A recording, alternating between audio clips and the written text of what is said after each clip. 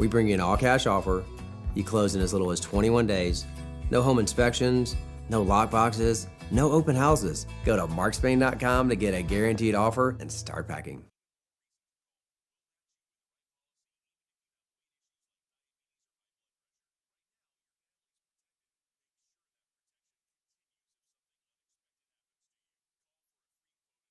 Hey, what's up, guys? This is Matt Murphy for Members Nutrition. I want to tell you about the Members Nutrition difference, and I want to encourage you to go over to the Members Nutrition website. Number one, they believe at Members Nutrition that they can sell vitamins and supplements at a lower cost point, and they're doing it every single day at membersnutrition.com. Number two, they want to make these products right here in the United States of America, not from some overseas company, and they do that every single day. I encourage you to go to membersnutrition.com. You'll get 50% off your purchase price at checkout. You don't have to put in any codes. Just go to membersnutrition.com. Once again, membersnutrition.com.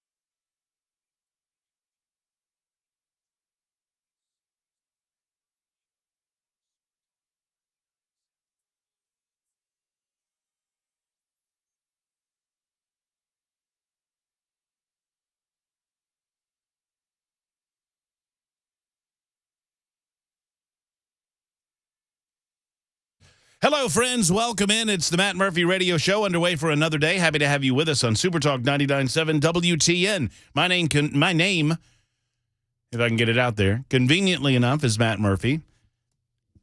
At least that's what it says on all of my clothing. And we have 3 hours together. We'll spend some time. It's a First Amendment Freestyle Friday. We have lots to discuss. We have you on the telephones at 615-737-9986. You know, we invite you every day to call us up. I love the interaction that we get from the phone lines. I also love the interaction that we get from the Members Nutrition Super Text line, or if you decide to choose a social media route, I'm on Instagram, I'm on Facebook to a certain degree. Mostly you'll find me on the X machine because it's a cesspool of disparity and ridiculousness. It is a garbage place full of garbage people, and I wallow in it on the regular. So find me at Matt Murphy Show. That's at Matt Murphy Show, and follow me there and do all of those things. Speaking of following, you can follow us on a variety of platforms at Super Talk 99.7 WTN. Obviously, we appreciate you following us on the radio dial. You can also find us on a variety of streaming platforms. Just type in Super Talk 99.7 WTN. We like to remind you about those. Of course, we're on Super Talk TV as well. That's YouTube, Facebook, Twitter, Twitch. And I don't say this enough. If you're on YouTube or if you're on one of these social media platforms, primarily YouTube and maybe even to a certain degree Facebook, just hit subscribe and like. Subscribe and or like. It does us a lot. It's not a lot from you. I mean, maybe it is. I don't know. Maybe you're one of these types of people that's something emotionally that's very taxing for you. But I don't feel like it's a lot to ask for you to hit that little subscribe button. And it certainly means a lot on our end for our tracking purposes and all of that. And we're never going to hit you up on any of these within, we're not doing this for nefarious third-party reasons. Bell K's behind the glass, making sure that everything that comes out of our speaker sounds as good as humanly possible. Hey, Bell. If you click the bell when you subscribe on YouTube, it will remind you when the Matt Murphy Show is going live. Well, there you go. And who doesn't want to be reminded that we are live and in person? Never miss a moment. Here in the palatial studios, right down from Music Row, the dead end of Music Row, as a matter of fact, on Super Talk 99.7 WTN in Nashville, Tennessee. It is episode 547 of our proceedings. It's Friday, April 5, 2024. Today, we've lots to get into, but I am sad to report to you that it will not be Friday, at least officially. I know. It is a favored segment for many listeners. I mean, anything that can get me to talk loud. I know, it's bad. It's bad. When you get the descending horns, it's pretty bad. What is that? That's a descending tuba or trombone? I think it's actually a combo of the two. I think tuba and trombone? Yeah. Look how smart I am. Not musically inclined, but It's kind of a bummer, though, when the most favorite part of the week is just like, nah, you don't get it. I know. I'm sorry. He's traveling. We will check in with Jay at some point in the 1 o'clock hour. He's traveling from my former hometown, his town, Birmingham, to Daytona. He's got a race that he's going to be a part of this weekend at the Daytona Surprising International he would bother Raceway. with something like that. What, racing? Yeah. Whatever. I mean, the man doesn't like speed. Anyway, we will check in. It is still a First Amendment Freestyle Friday, so really anything on your mind you can discuss. I'll act interested in the call. That's my commitment to you. I mentioned the television side of things. You can watch the proceedings here. Hello. Glad to have you with us. YouTube, Facebook, Twitter, Twitch, up and running. It's episode 547. I participate in that. Bel K does not. Warrants and whatnot, and now the IRS is after him as well, as you just heard. You ain't kidding. But he does title the episodes. Episode 547 is entitled Indy Races, Political Races, Human Races. Matt Murphy's show has it all. Libertarian Lunch, noon to 3. Send liquor. Today more than ever, man. So I have been out of it today, and I don't know why. I asked myself, by the way, squirrel! Today's going to be one of those days. Thank you. Do you have your monitor on hashtag Never CNN? I don't think so. I don't think you do either, because I do. Turn it over there. You turn it over there to hashtag Never CNN. And I want to know from your perspective. By the way, CNN is garbage. Talking about, it's just awful. And they can't figure it out. They can't get it right. And I watch so you don't have to. I consider it an occupational hazard that I have to suffer through these dunderheads, these dadgum snapperheads on CNN. But I do. And I do it for you. I do it for you. Belle, is there anything about that either annoys you or that you think would annoy me or cause me to shut down what we're doing on the radio show to mention it? Over there on the right-hand side. The eclipse countdown? Yes. What are we doing with our lives? We're counting down to the eclipse. We've got 2 days, 23 hours, 50 minutes, and 3 set. Is this what we're doing? Is this really what we're doing with our lives? I'm not saying it's not cool. Whatever. I don't recall them doing this last time when the totality was through Nashville.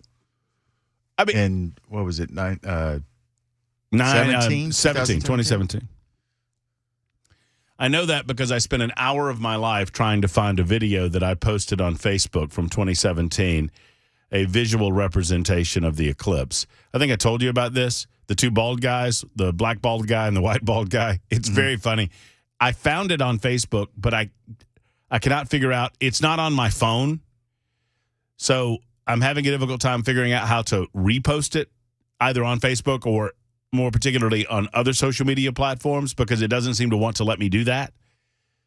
As soon as I figure out how to do that, your job I'm going is to post to it. give Facebook information, not to get it. Well, I know. It's a pain. I don't know how it's a video. It's a video that I recorded with my phone. I don't know how it's not on my phone and on Facebook, but it's just on Facebook, and I couldn't figure out how the hell to get it from Facebook to other social media. So once I figure it out, I will. It's like a 20-second video. It's very, very, I think it's very funny. The funniest part about it is so I've got my two friends, like Richard is standing facing away from me, and all you see is his white bald head. I know exactly what you're talking about. I just remembered seeing it. Yes. And AJ, the producer of our afternoon show, is a bald black guy. That's hilarious. And I was like, we're about to witness. And you hear me. I'm the announcer, and we're about to witness this incredible moment. It's the eclipse of 2017. And Richard just standing there, and you see AJ and he kind of starts moving sideways. And, we've reached the arc of totality, and just that quickly, ladies and gentlemen, it's over. And as the video ends, you hear Richard yelling, "I'm so ashamed of myself." Brilliant. Anyway, maybe we could recreate that. You think Dan would do it for us? He could be our bald white guy. No, he would not. You don't think he would do that? He's not a sport like that. It's too bad. Anyway, we have an eclipse countdown going on CNN. Now, let me tell you why today's your day. If you're a liberal, if you're left of center, or maybe you're a purity conservative and you want to really come after me for being a libertarian, today's your day. I get up this morning. I always go to bed too late. And by too late, I mean midnight-ish. It is a daily occurrence in my life. I don't know if you guys feel the same way. Every day around 7 o'clock, I tell myself I'm going to go to bed at 10 o'clock, and I generally go to bed at 12:30 or 1. And every day when I want to get up at 6:15 or 6:30, I don't end up getting up until 7:15 or 7:30 or later. And I feel like a complete loser for getting up that late. But then I recognize that I did not go to bed until 1:30 in the morning, so I'm only getting 7 hours of sleep after all. All of this causes me great disruption mentally. It really is Jason says I need more melatonin. Maybe. Or gummies. They make melatonin gummies, don't they?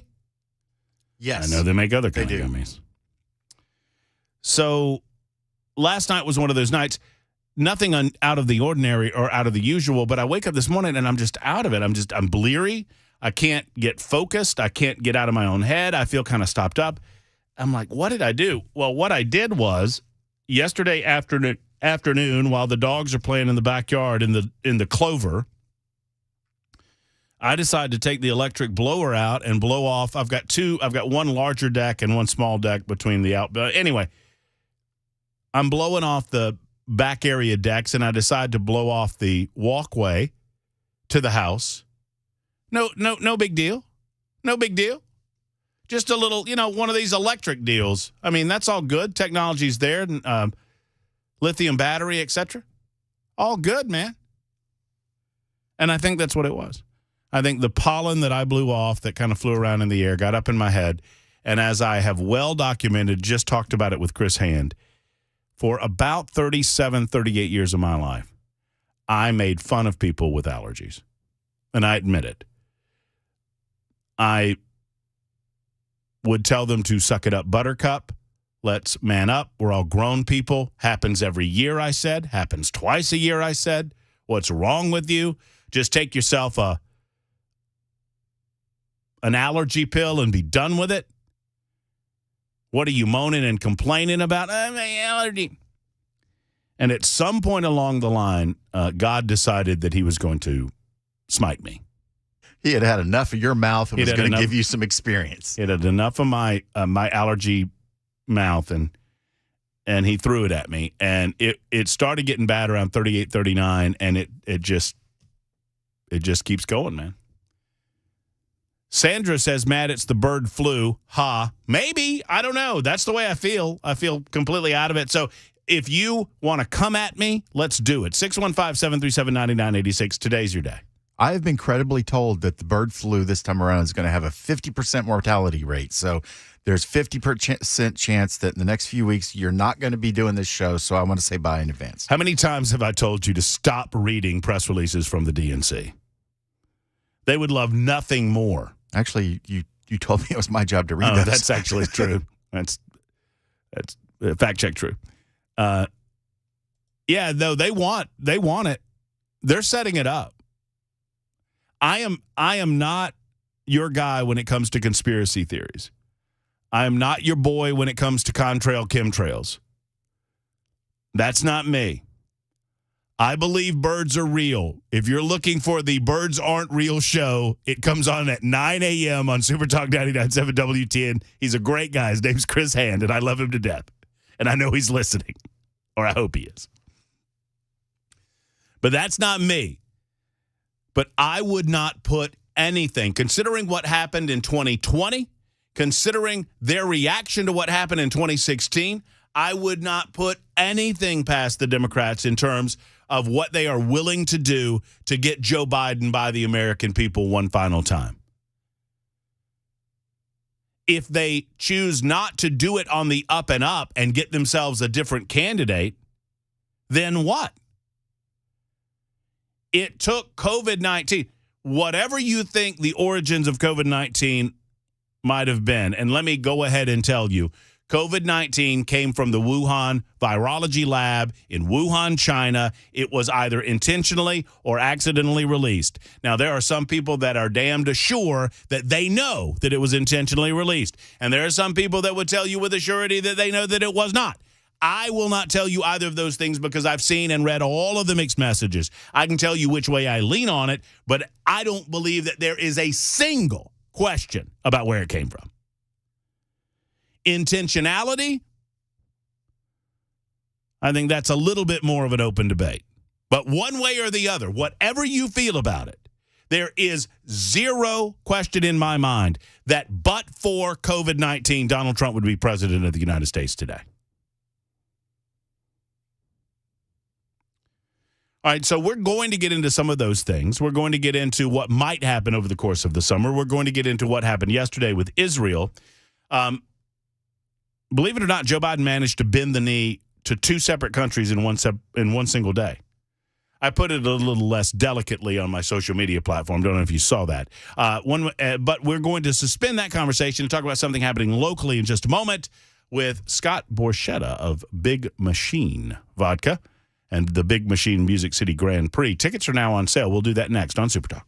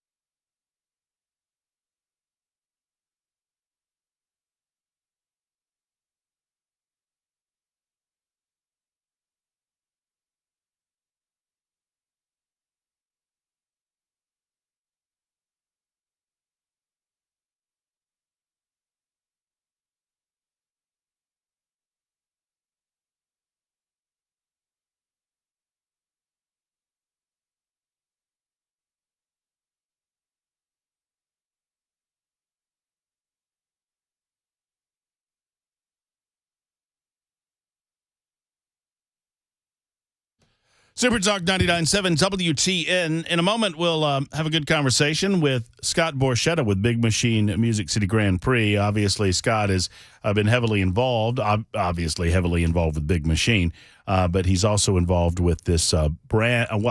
It's a new venue.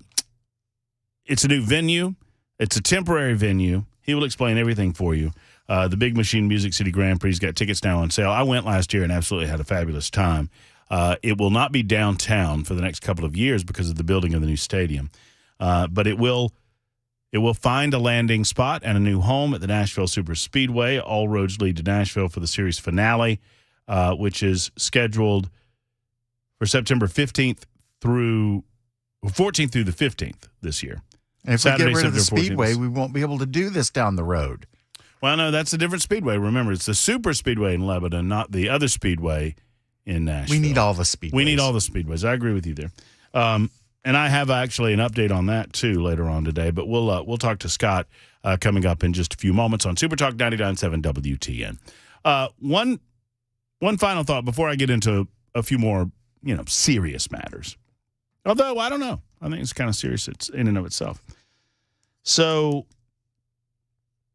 we've got the eclipse coming, right? And this is, I don't know which companies. I'm assuming that tinting and filming companies are the companies that do these. But this is a big deal for these companies right here. Look at this. So, can you see this? I can't see anything.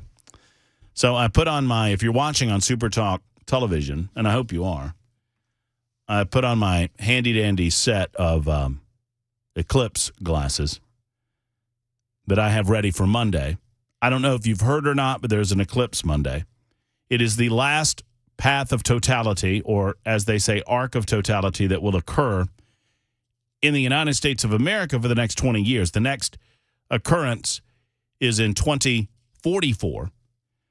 We had one 7 years ago, obviously, that came through Nashville. This one just off of Nashville. Although Nashville's getting, as long as we don't have clouds, we will get what almost appears to be a total eclipse, in as much as we'll get about 95%. Okay, this is very off-putting, but can't see anything. Did you know eclipse glasses? Do you know how much more powerful eclipse glasses are than regular sunglasses? I would say probably by a factor of 500. 500. Anybody else want to guess? I can't get them back on. Yeah. Anybody else want to guess? They're like welding glasses, so it's about 10,000. 10,000? Wow, I was way off. Mm-hmm. So you cannot use your normal sunglasses to look directly into the sun. Do I need to tell you not to look directly into the sun, everybody? I used to do that all the time as a kid. Okay, so there's a reason that Bel K won't go on television. It's because of his many physical abnormalities and his mental issues, and there you go, right? But here's what I want to suggest to you. Can I start a conspiracy theory? Well, everybody else does. Why shouldn't you? Well, that's what I thought. As I'm driving in today, and I acquired these eclipse glasses from a dear friend, and no offense to the person that gave them to me, and I hope none taken, but I happen to notice that they're made in China, and I would suggest to you that you do not trust your eyeballs when it comes to the sun to the damn red Chinese. They want to blind you. You need 10,000 times the protection that you get from your normal sunglasses that come from China. And I would warn you, if you open them up and they say made in China, I don't know. Just go buy yourself a nice American-made welding mask and wear that. My recommendation is that perhaps the Chinese are trying to blind the entirety of the United States of America by setting up this eclipse and then selling us phony baloney eclipse sunglasses. Can I get an amen, people? Can I get an amen? Amen. Amen. Thank you. I mean, wouldn't that be just like them? Yes. They figure out this whole weather deal I mean, they are the masters of seeding the clouds. We already know that. That's what that balloon was for, was to figure out where to put the eclipse path. Bell K, let me tell you something. There's a reason that we call you the best in the business. It's because you pay us to do it. Yes. But also, occasionally, you say something you say something that's dead on. They send a couple of balloons over, see where they can get maximum exposure, and here we go. Now they're shipping over these Chinese eclipse glasses, and you think you're A-OK, and what's happening? Blinded by the light. And before you know it, we're all communists. Find yourself a good old pair of American-made eclipse glasses, friends. People won't be able to see. As soon as that happens, they invade. By the way, now would be a good time if you're an American company making eclipse glasses to jump on board the Matt Murphy Show in the final 2.5 hours of the broadcast and do a full sponsorship. We'd love that. John says, go and get yourself some cheap sunglasses. Be careful where you are by your welding helmet. They will come from China. Yeah, that's true. A lot of welding helmets. I used to have my grandpa's. Well, that's why I said buy an American made. You did. You certainly did, too. Number 11 welding lens will work. Sandra says class action lawsuit right there. Agreed, Sandra. However, none of us will be able to see how to fill out the claim. True that, too. We'll get Jay to do them all. I mean, are they making eclipse glasses in the good old USA? I have no idea. I mean, somebody's got to be doing it somewhere. I would like to believe that we still have enough manufacturing in this country that we have some USA. I mean, I would think that you can probably trust your Chinese glasses, but you never know. You never know. You never know. It's 12:30. Super Talk 99.7 WTN. Back after this.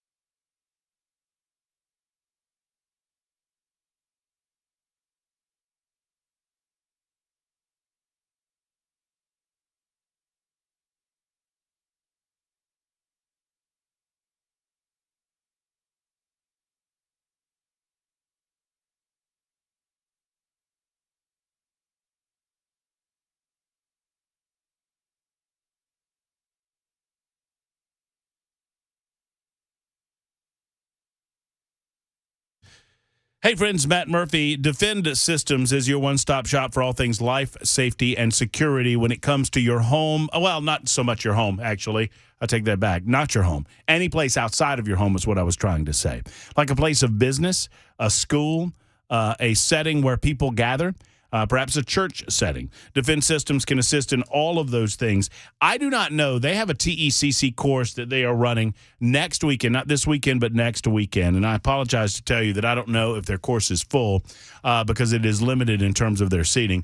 If it is not, you have an opportunity to be a part of that. It is a wonderful training exercise, tactical emergency casualty care exercise at the Glock store. They've utilized the facilities of the Glock store to do this course on a number of different occasions. And I've taken the course. It's a 2-day deal, and it's happening not this weekend, but next weekend. Find out more at defendsystems.com. That's defendsystems.com. Call today and see if they still have a seat or two available for you. This is just an invaluable resource to put in your arsenal with regard to what to do in terms of a dangerous situation, whether it's a workplace shooting, active shooter situation, some sort of other accident in the workplace, emergency and intruder action plans, rapid response medical training. It's all customized for your facility when they come out to your facility, and this TECC course is customized to give you some training that not very many people have in the United States of America. I'm proud to have been through the course, and now I'm certified for 4 full years. You can become certified as well by going to defensystems.com.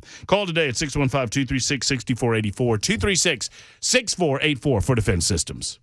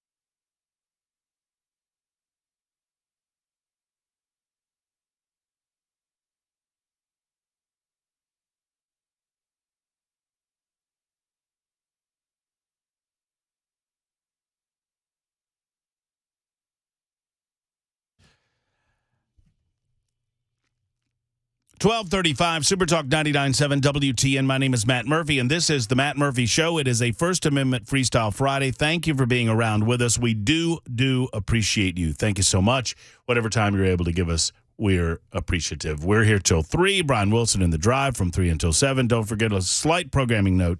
I'll be upstairs on the roof during the eclipse Monday with my Chinese and perhaps my American-made eclipse glasses if I grab some over the weekend. I think there are plenty still available, honestly. What? There's somebody who can speak to that on line 1. Oh, well, there you go. Okay. I'll get to line 1 in just a moment with Kate right after this. One of the things I think you would appreciate about the show, I hope you appreciate about the show, is our ability to bounce back and forth from the fun, the frivolous, the nonsense, to the more serious matters. Sometimes the transitions are a little more awkward than others, but we're going to be getting into some very, very serious matters coming up here in the next few minutes with regard to Joe Biden and how Joe Biden is turning his back on Israel for a few votes in Michigan. It is shameful. It is sad. It is wrong. I don't care what you feel about the, quote, nuanced situation going on over there. It's not very nuanced to me, but we're going to discuss that in a moment. Before we do, though, let's get a few more fun things out of the way. I don't know if this is fun or not, but Kate's got some ideas about eclipse glasses for Monday. Hey, Kate, how are you? Hello, how are you? I'm doing well. Appreciate you having me on. Yeah, of course. I am an optometrist, and so I take care of eyes, so I have a vested interest in everybody's eyes being safe. Okay. I'll just tell your listeners that the American Astronomical Society has on their website all kinds of information about the eclipse and lists of manufacturers of real versus fake glasses. So they've got abundance of information on there. And they have them broken down by country of manufacturing. And there's a bunch from China, but there are some from the U.S. too. So these ones that I'm, in all seriousness, and you guys know, I mean, well, take the information, as you will regarding my admonishment about the made-in-China glasses, but I agree with you. Yeah. They're probably safe, but I bought mine from American Paper Optics. So, what do you know? Do you happen to know what did you say this ISO? Do you know what that means? Yes, there is an ISO. It's a certification that's put on there, and it's I forget. It's 1231 something. Oh yeah. I'm looking at it. ISO 12312-2 : 2015 semicolon. Yep. So, I mean, they're supposed to have that on there. There's also been reports of, companies making them and trying to make them look legit by putting all the information on them. So, it's the best way to test them is look around your house, and you literally shouldn't be able to see anything. You should be able to stare right at your ceiling light in your house and not see it at all. Yes, as we talk right now, Kate, I have put my glasses on. And outside of what, the periphery that I get around the edges of the glasses, as I look around the room, the only thing that I can see in this room, which is quite well lit because of the television side of things, the only thing that I can see is the ring light in front of me. And that's really, really dim. Right. So that's what you want. Yeah, that's what you're looking for. Mm-hmm. Oh, that's good stuff. Sir. So any other advice for folks who are planning on having eclipse parties Monday? Just make sure everybody knows how serious it is. You can get solar burns to your retina real quick. Well, I learned at an early age. Eye doctors do not want to see. No, absolutely not. That's not the type of visits that you want to be making at the eye doctor. Thank you for the info, Kate. I appreciate that. I made the mistake. My grandfather, as you guys well know, finest man that walked on planet Earth, the greatest man that I've ever met or ever will meet. He was a mechanic, a self-employed mechanic for all of my life. And he worked before he was self-employed at Knox Rivers Construction Company. One way or the other, he had an arc welder, and he did quite a bit of a bit of welding. And obviously he had a number of welding helmets as he did his welding, and he admonished the kids, do not look at me while I weld. And I did not take that advice when I was 11 years old or whatever. And let me tell you, when you're looking at it, you don't think anything of it because it's bright. And he told us, do not look at the welding while I do the welding. and he allowed us to watch because he had extra welding helmets. He allowed us to watch. But then we would, pass. I remember my brother was there too. And my brother did not do the same thing that I did. My brother at that point was smarter than me, and I eventually passed him a few years later, and I've never looked back. So Brian, I give the extra set of welding goggles to Brian, and he's looking, and as he's doing it, I'm kind of looking over, and I find myself looking at my grandfather welding the piece of equipment. He was putting a weld on. I think it was on a bush hog. And I walked away from that experience, and, it was bright and woo and, whatever. And I thought, well, that didn't hurt. It didn't hurt until that night. And by that night, I thought I wanted to claw my eyeballs out. Sally wants to know, I don't know the answer to this question. Sally, I'm going to leave it to the Members Nutrition Super Text line and perhaps the greater listening audience on this First Amendment Freestyle Friday. Perhaps they have some advice for you. Why not use your phone camera to view the eclipse? I don't think that works. I don't think that's a good idea. I am safe, even with my ignorance on this subject, in telling you that I don't think that's a good idea. I bet you that there are others that can give you more specific reasons why that's not a good idea.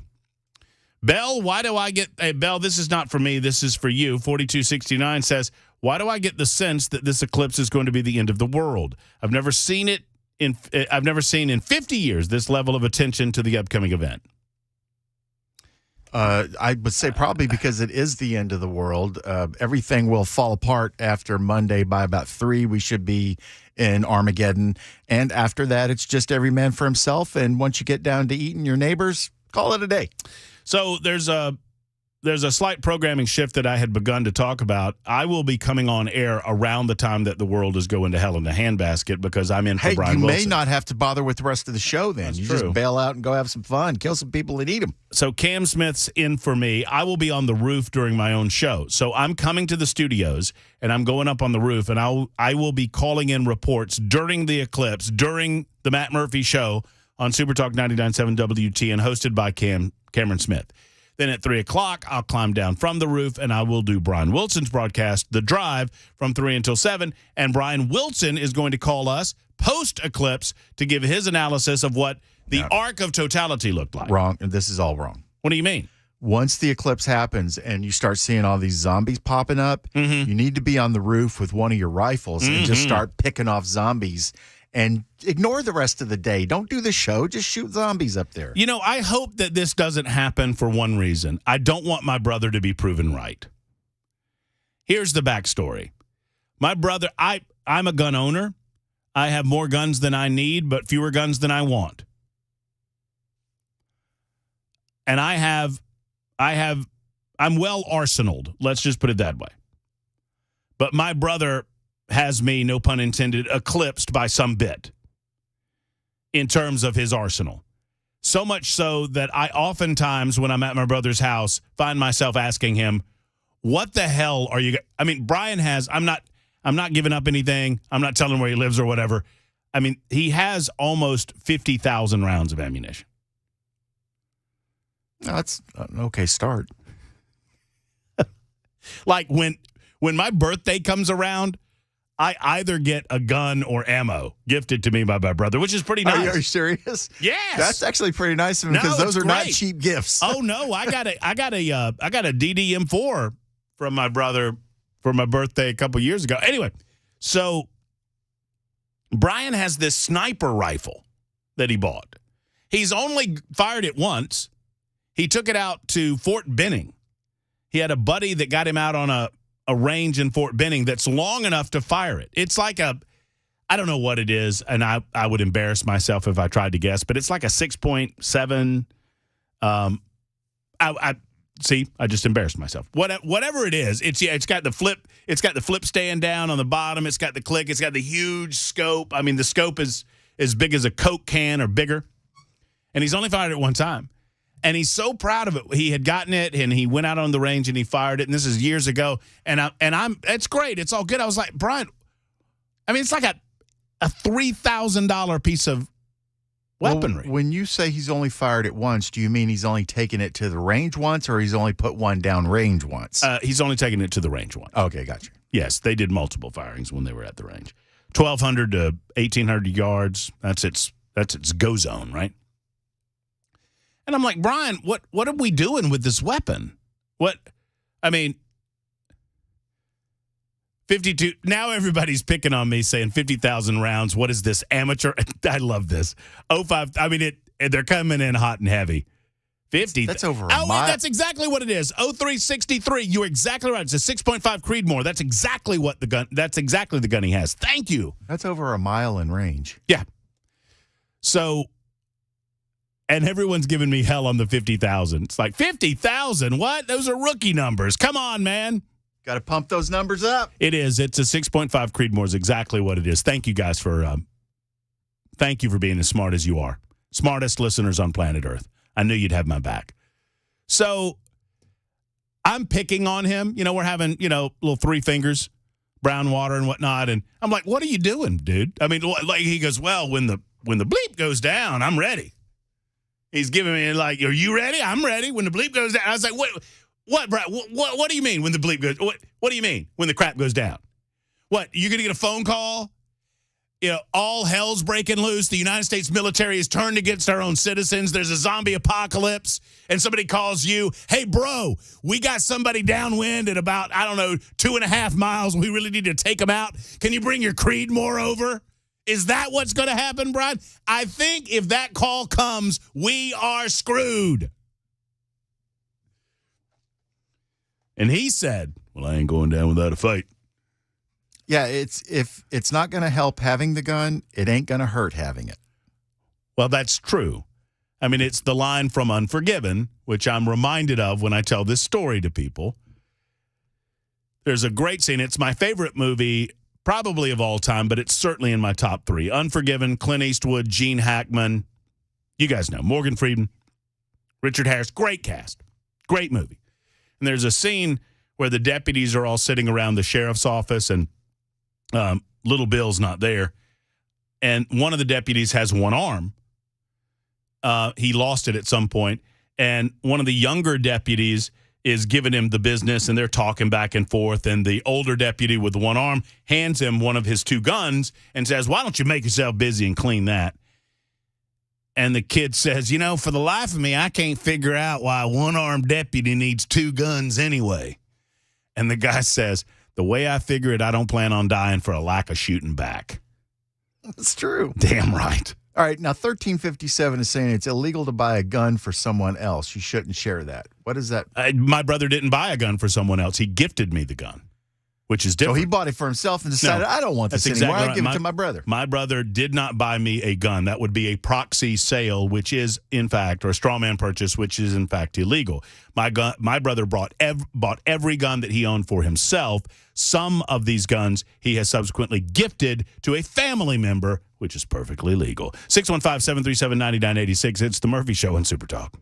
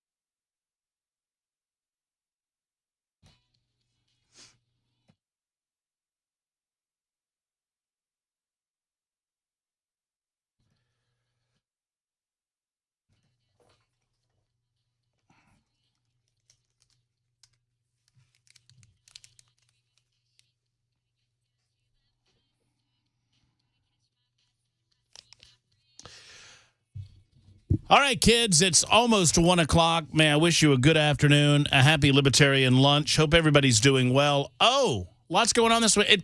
It's Friday. It is. And as Rebecca Black likes to tell you, it's a moral imperative that we get down on Friday. We have earthquakes in New York City or thereabouts. New Jersey, I guess, was the epicenter earlier today. I saw 4.8 magnitude. I saw 5.5 magnitude. It's somewhere in the middle, I imagine. There's an aftershock being felt in the northeastern corridor right now. That's pretty much a rarity that you see earthquakes in that part of the world. I think the last time, I believe I have this right, the last time that New Jersey had an earthquake of this magnitude was in the 1800s. So it has not happened in a hot minute. You know, the funny thing is I was credibly told that the reason they don't have earthquakes is because they've taxed them out of existence. And apparently that's no longer true. Sorry, I apologize. I got distracted. Somebody sent me a photo. You bastard. I thought you were laughing at me. Well, no, you're funny too. No, I got sent a photo of me sitting here in my stupid eclipse glasses. It's like I look great. That's just if you guys want to know why I'm on radio, I'll post this photo later on and everybody can see it. No, you're right. They should tax earthquakes. They'll get less of them, right? Or something like that. The earthquakes will just move to other parts of the country. Well, because the epicenter of all the world's media is on the eastern seaboard, or at least all of our American media is on the eastern seaboard, New York, Philadelphia, Baltimore, Washington, D.C., and because that's where it happened, of course, this morning, the only news you got was about that happening. I don't pretend that it's not a significant thing. It's a significant thing. I get it. That combined with the Eclipse Monday, combined with the cicadas, might be the zombie apocalypse that we've been looking for, which is going to necessitate me making a call. Here's the finish of the story. Me making a call to my brother and saying, hey, you got that 6.5 Creedmoor? Oh, boy. Make sure that thing's been cleaned. Oh, the poop's going down, is it, Murph? Uh-huh. It is indeed. More of your calls coming up. It's a First Amendment Freestyle Friday. I think we have the mayor of Spring Hill on the line. We'll talk to him about the census coming up in just a moment on Super Talk 99.7 WTN.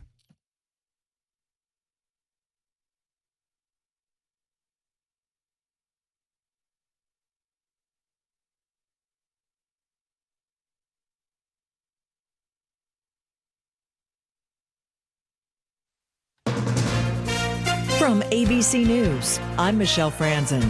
President Biden will be in Baltimore later to tour the damage of the collapsed Francis Key Bridge. Nearly 2 weeks after a cargo ship ran into the bridge, crews are working around the clock to clear huge sections of the steel wreckage. ABC's Elizabeth Scholze has more. The president will get an up-close look, including an aerial visit of the mangled wreckage that is encasing the cargo ship that crashed into the bridge.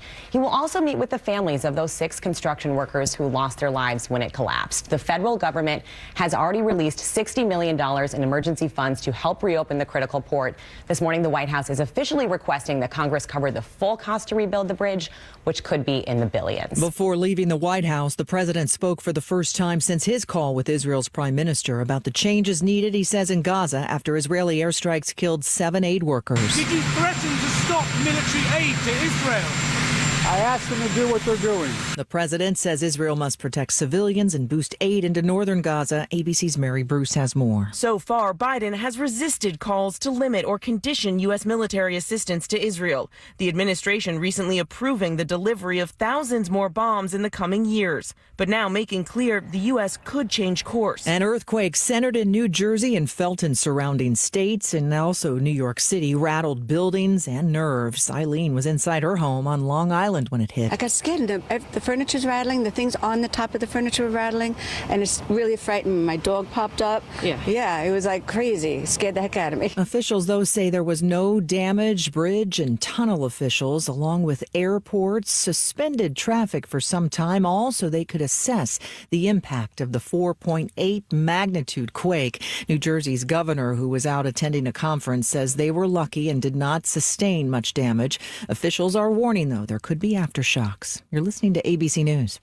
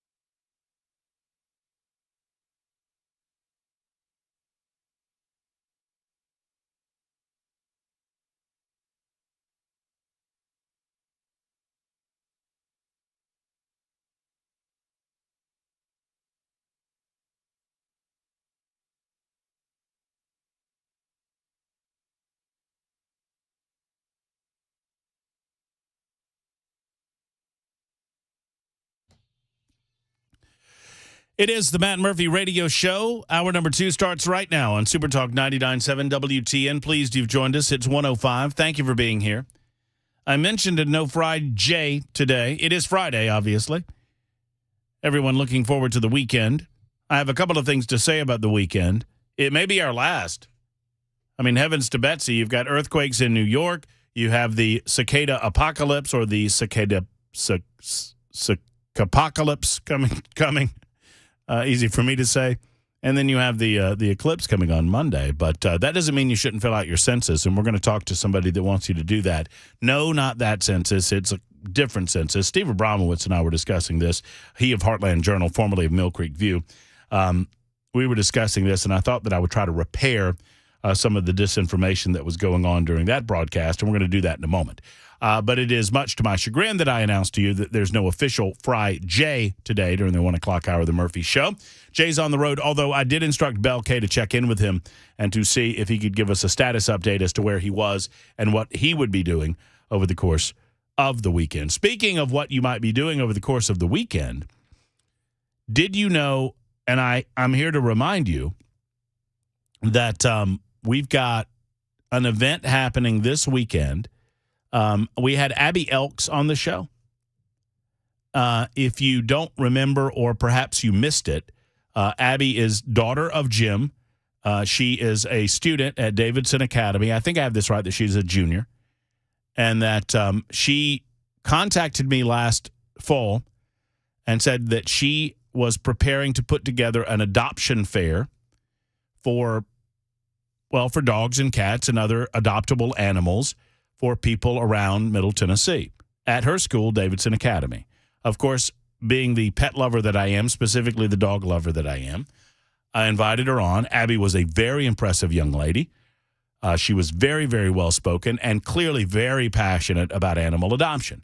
And so in advance of the adoption fair, which is happening tomorrow, more details coming, we had her back on last week. She was even more well-spoken, so much so, and Belle K knows this, that I told Abby that if she was willing to do so, when she gets out of school for the summer, if I take any time off, if I take a day or a couple of days or maybe go out of town and take a few days off, I rarely take more than 3 in a row, but if I do that, I would be willing to have Abby and her dad come on and let Abby bring in some guests and guest host the show. What is Abby? She's probably, 16? 17, I think she 17? said she was a junior. That would be about 17? Yeah. I think she would be fabulous as a guest host. I think she'd be a quick study. I do too. So, and this shows you how smart this young lady is. I told her that, and you know what her response was? Instead of doing what a typical, yes, I would love that. Oh, I would do that. She said to me, well, what I think would be the best thing to do would be for me to come in and sit in and watch what you do just to make sure that I could do what you do. I think I might need to sit in with you for a day. And I thought, how? I mean, that's beyond your years, maturity beyond your years. Yeah, without a doubt. So anyway, Abby's got her big Passion for the Paws adoption fair tomorrow. Wanted to remind you of it. I would love to see you. I will be out Davidson Academy from 10 until 3. I will not be there the entire time, but I'll be going out dropping over some donated items. Passion for the Paws adoption fair tomorrow at Davidson Academy. Just look it up. You'll find it from 10 until 3. If you're interested in knowing more about it, the interview with Abby was podcast the day of, so you can look back on the Matt Murphy page of the 997WTN.com site, and you will be able to find her interview. Jim Hageman is calling us with a little clarity on what's going on in Spring Hill. So we had Steve Abramowitz on, and Steve was telling me, the census is going on. And I said, well, Steve, the census isn't going on. The census goes on 0 years. And he goes, no, this is different. And we had a lot of confusion and a lot of fun regarding that confusion. To clear up some of this confusion, the mayor of Spring Hill is on the line with us. He is Jim Hageman, and he joins the Matt Murphy Show. Mr. Mayor, I've never had the pleasure of meeting you, but thank you for calling in. How are you, sir? I'm doing great. Hello, Matt Murphy Show and radio listeners. I hope everything's going well in Spring Hill. What's happening down there? Yeah, SpringHillsIsBomb.com. Things are going great. A lot of growth happening, a lot of responsible leadership happening so that we can abate to those conditions that are going on with us, and we're just loving life. Y'all are growing, insane in Spring Hill. Tell me about some of that growth and how you as mayor and the rest of the city officials are managing some of that. Yeah, well, okay. Hey, can I give a shout out first to I was listening to your show a little bit earlier, and you played the Friday song by Rebecca Black, which made me think of the video that Katy Perry did, which Kenny G had a cameo in. Funny video, great, well done, and Rebecca Black is awesome. Well, you went all the way around the circle there. I like that. Absolutely. Yeah, we play. Everybody hates that song, but they love it because that signifies that it's Friday. That's right. It's great. Good on you. And also shout out to that lady, the young lady Abby that you just called on. And yeah, that's impressive. No, man, 17 years old, and she put this thing together herself. I think there are going to be like 7 or so adoption agencies there with dogs and cats and other animals to adopt, and just the level of organization that it takes. I mean, Mayor, how much organization it takes to put on a city festival or whatnot. For a 17-year-old to be able to do that, it truly is very impressive, and I support it 100%. Well, Matt, you and her and I and all those out there, we're comrades with the sense of pet adoptions and those four-pawed animals. We love it. Absolutely. Yeah. So with growth, with respect to growth in Spring Hill, we want to do it as we move forward incredibly responsibly. And I believe strongly that we have the staff and the leadership in place to make that happen. It's pretty exciting. The issues that we have upon us, we're tackling those as we go and making sure we don't add those to it as more growth and projected growth comes in. So it's exciting. We got a lot of things going on. Recently, I know Channel 2, local Channel 2 here, they're following up on a big project we have going on, which is called June Lake, a 775-acre development, and that is going extremely well. That's where you guys who are local, 65, the north-south corridor, that's a big interchange that's going in there, and that's getting ready to open next month. Scheduled. What is that? Is that road being? I mean, I know the overpass you're talking about across 65. That's the one you're referring to, the one where they just built the overpass and now they're building the interchange? Correct. The overpass, which is between basically Highway 840 and Saturn Parkway, or 397. And what is the road? What is that road called? Do you know? So the road so that's a north-south. Just a connector? 65 is north-south, and the road that goes to it perpendicular will be called June Lake Boulevard, which goes a little bit further into Spring Hill. It's called Bake. Got it. Well, it's a byproduct of the obvious growth that's happening in your community, and congratulations for that. And, so Steve and I had a fairly comical interaction because, I was having one of those days where he's telling me, it's 2024 and the census is going on. And I'm like, Steve, you're out of your mind. The census doesn't go on until 2030. And he goes, no, this is different. And I was like, what are you talking about? And so you can come in with a little information on the aftermath of that. What are we doing locally with regard to a census, and what is its purpose? Right. So the census, as you iterated earlier, comes on the zero. So 2030, 2040, 2020, which was back in our census in Spring Hill, showed us at the federal census of 2020 at just a few more bodies than 50,000 people in Spring Hill. Since then, since 2020 now to 2024, we estimate conservatively that we have at least 60,000 people in Spring Hill now. And so when that occurs, for every person who is alive, if you're 1 day old or up to 110 years old and all those in between, the federal government gives you money per head. And so we are missing out in Spring Hill on at least 10,000 more people every year until 2030 again, when we can get that money. We estimate that is about between 1.6 and $2 million so a year. So that's, if it's $2 million, we have 6 years left till 2030. That's $12 million that we could be in on that we don't have to miss out. So we do what's called a special census, which is outside the scope of on the zero census. And so that's what is occurring right now. And that is our plea to you from the city of Spring Hill is, if you live in the city limits of Spring Hill, which includes a Thompson Station address, please fill out that census, and that will help us get that millions of dollars that we can use towards the things that we need to do. What do you believe? What do you believe the growth has been from 2020 to? I mean, you alluded to the amount of money that it might equate to, but what is your belief that you'll see once you complete this special census with regard to growth between 2020 and today in Spring Hill? Yeah, so we believe that we have at least 10,000 more people in Spring Hill. So we believe from 50,000, we believe we now have easily 60,000 people in Spring Hill. That's 10 more thousand than it was census at 2020. And I'm compelled to ask, I mean, this is a locally done deal, so you guys are kind of footing the bill locally to engage the census, to conduct it? That's correct. We did an amendment to our budget to foot that bill, and we are actually doing it in-house because we have the skill set and drive to do that in-house, so we did not have to hire consultants to do that, so we are saving the taxpayers a lot of money in that regard, and we're just hoping that everybody will comply with our request so that we can, in fact, gain those extra millions of dollars. So contrary to my contrarian attitude that I had with Steve Abramowitz earlier in the month, that we should fight against the man and refuse the census. Jim's here to tell you, don't listen to the idiot on the radio. Do the census if you're in Spring Hill, because that means that Spring Hill can get some of these amenities from the federal government that otherwise it would not get. Is that the message here, Jim? I feel like it is.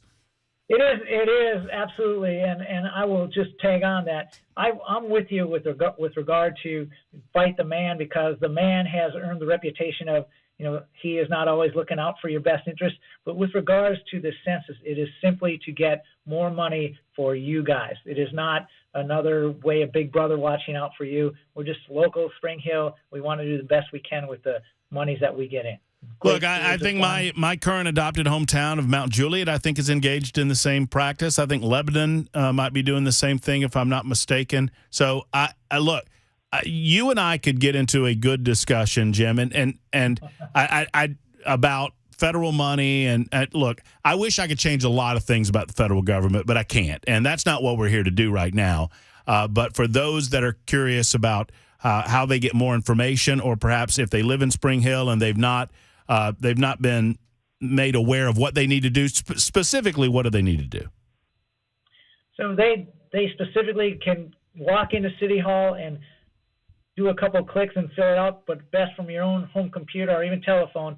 Just go to the City Hall, Spring Hill City website, and there's a big red button to click on, and it asks you a couple questions, which basically are, what's your address, what's your name, and how many people live in your house, what is their name, and that's it. It takes literally 2 minutes maximum. But you know what I'm saying? I mean, I wish it weren't this way, that we had to look toward the federal government for some of these grants and whatnot. But, I mean, it is the way that it is, and we're not going to change that tonight or tomorrow or next year or next 10 years. But if it is that way, then it is certainly behooving of you and the people of Spring Hill that they make sure that they are adequately counted, adequately represented, properly represented for the purposes of federal grants and other federal programs.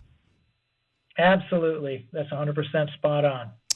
Well, I appreciate you stopping by, Jim. Thank you so much. I wish I could meet you in person. Maybe we can do that sometime. I'll come on down to – someone asked me a question about Spring Hill, by the way. And, yes, sir. And I don't know if this is sensitive or whatever. I'm flying blind. Members Nutrition Super Text Line 1509 writes, please ask the mayor of Spring Hill, and that's you, if we're going to get a Ford Ice Center anytime soon. Everyone is hoping for it down here. So we actually we have been in the stages of planning that for a couple of years, and I, as a civil servant, definitely want that to occur, and that will. We mentioned the interchange on 65. That services June Lake and other things, but the Ford Ice Center that was going to go, that is planned to go, is actually in that community of June Lake. So I will say yes, but it depends, and what it depends on is that the players that are involved in that, the city of Spring Hill and others, there isn't enough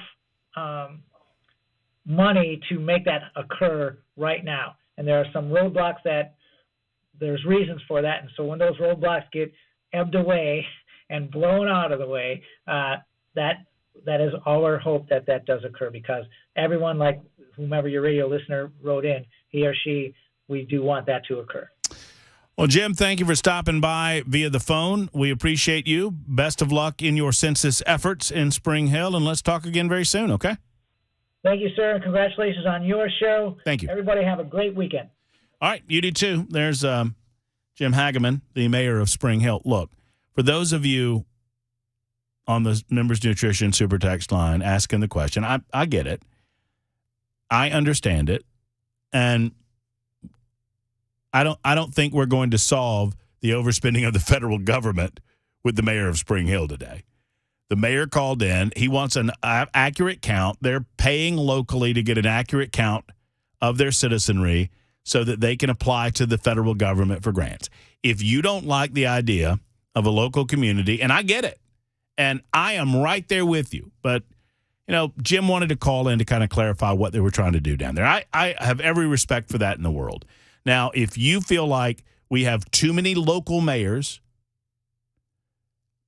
doing too many censuses. Is it censuses? Is it censi? Let's say it's sensei, because I like that idea. If you have too many local mayors doing too many sensei, I think that's right. I don't care if it's right. It's funny as hell. I know it's not right, but I think it's funny. So, with all these sensei going on around the state of Tennessee, you're probably wondering, what the hell are we doing? Well, all of this is about federal money, and all of that's made up money. And you hear me talking often about what is the greatest existential crisis facing the United States of America in the long term? It's our overspending. The greatest one in the short term is our southern border. That said, he can't change the way the world works. He can only play by the rules handed to him. Now, if it frustrates you to the point that you don't like the idea of your local mayor requesting fake money from the federal government, well, then you can make a different selection in the next mayoral election. I mean, one way or the other, Jim is doing what so many other local mayors are doing, so many other local communities are doing, and that is trying to get an accurate count with regard to their citizenry so as to put that accurate count on their federal grant programs or whatnot. I understand the line in the sand that we would draw were I mayor. I wouldn't apply for federal grants, and I wouldn't be mayor very long either, because that's a lot of free money. Free money, free money, free money, free money. And it's part of the problem. That's a greater conversation to have. I know Jim didn't want to call in for that, but it is a larger issue that so many of our local communities, instead of going to their local residents asking for their local money so that they can do local things on a local level, instead they go to the federal government. Why? Because the federal government can just print the crap. They don't actually have to print the crap, but you know what I'm saying. Well, that's a different deal. That's a different deal. I do recognize it and I understand it, but it is what it is. You respond accordingly. It's 123 Super Talk 99.7 WTN. We might have a sliver of Friday on the horizon on Super Talk 99.7 WTN. Stand by. Uh-huh. Uh-huh. Uh-huh.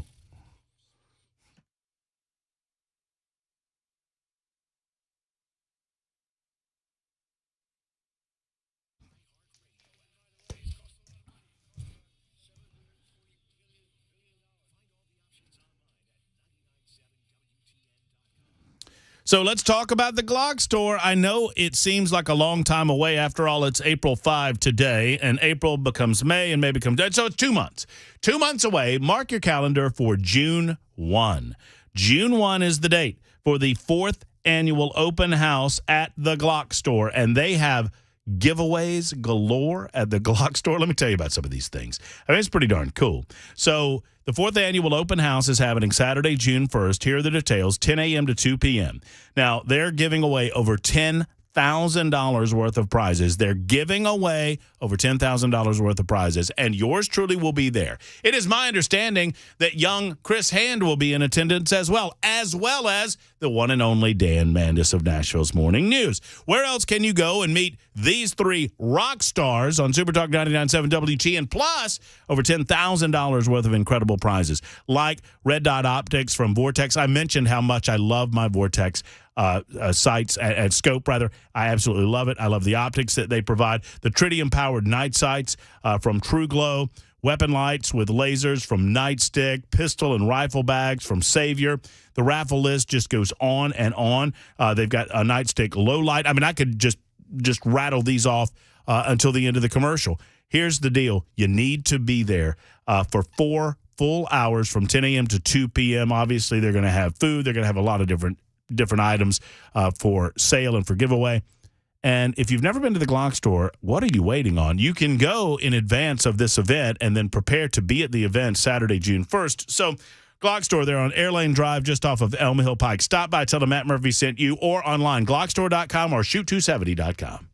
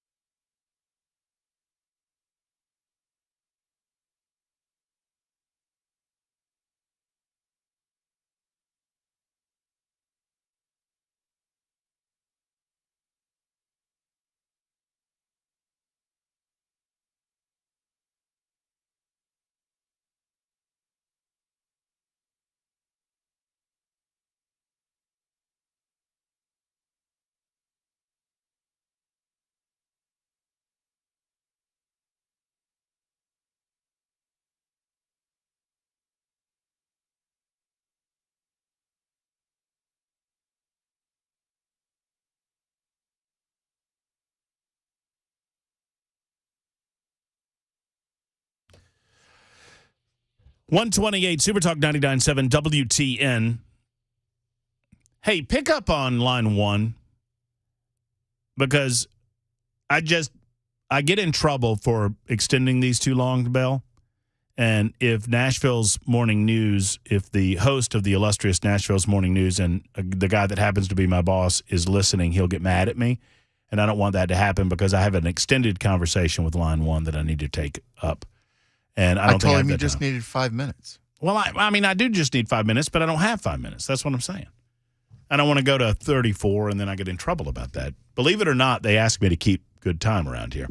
So we'll do that in just a second. They ask whether or not they get it. This is what I want to say this. And look, I say this with all due respect.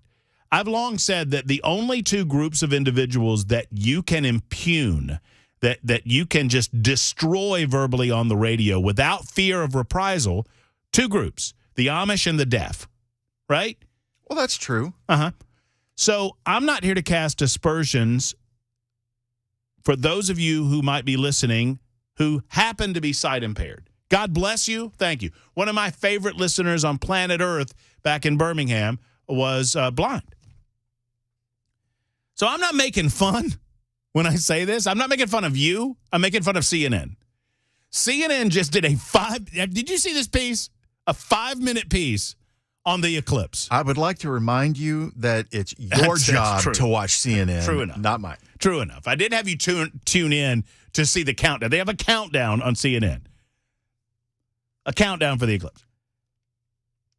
They just did a 5-minute segment on new technology that gives the blind the ability to experience the eclipse.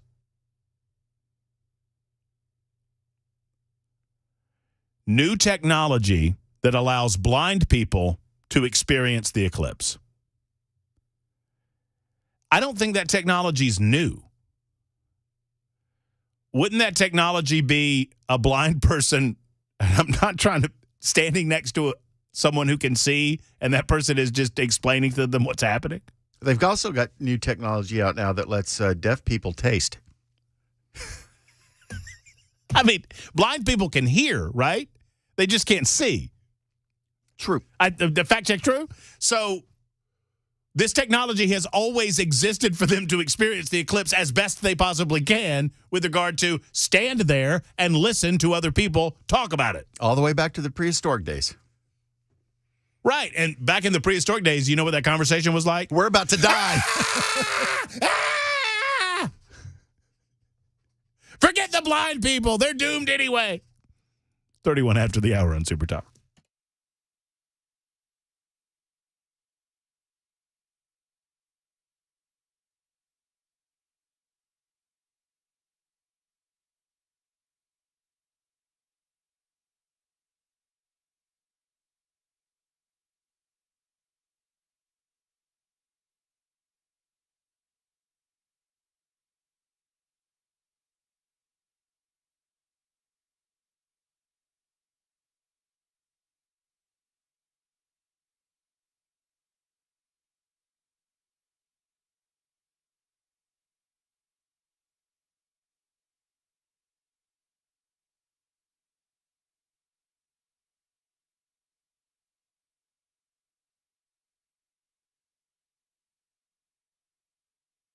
The Dr. Gill Center for Back, Neck, and Chronic Pain Relief in Franklin wants to see you. They want to see you if you have pain. And if you are of a certain age, no doubt you have some pain somewhere. I mean, life happens to you, right? And you get pain in those knees, pain in those joints, elbow, neck, back, upper back, hips. I mean, all over, right? And they can help with anything you've got. There was a time when you thought of chiropractic care, you would think of almost specifically back and spinal issues. Well, that time is long gone.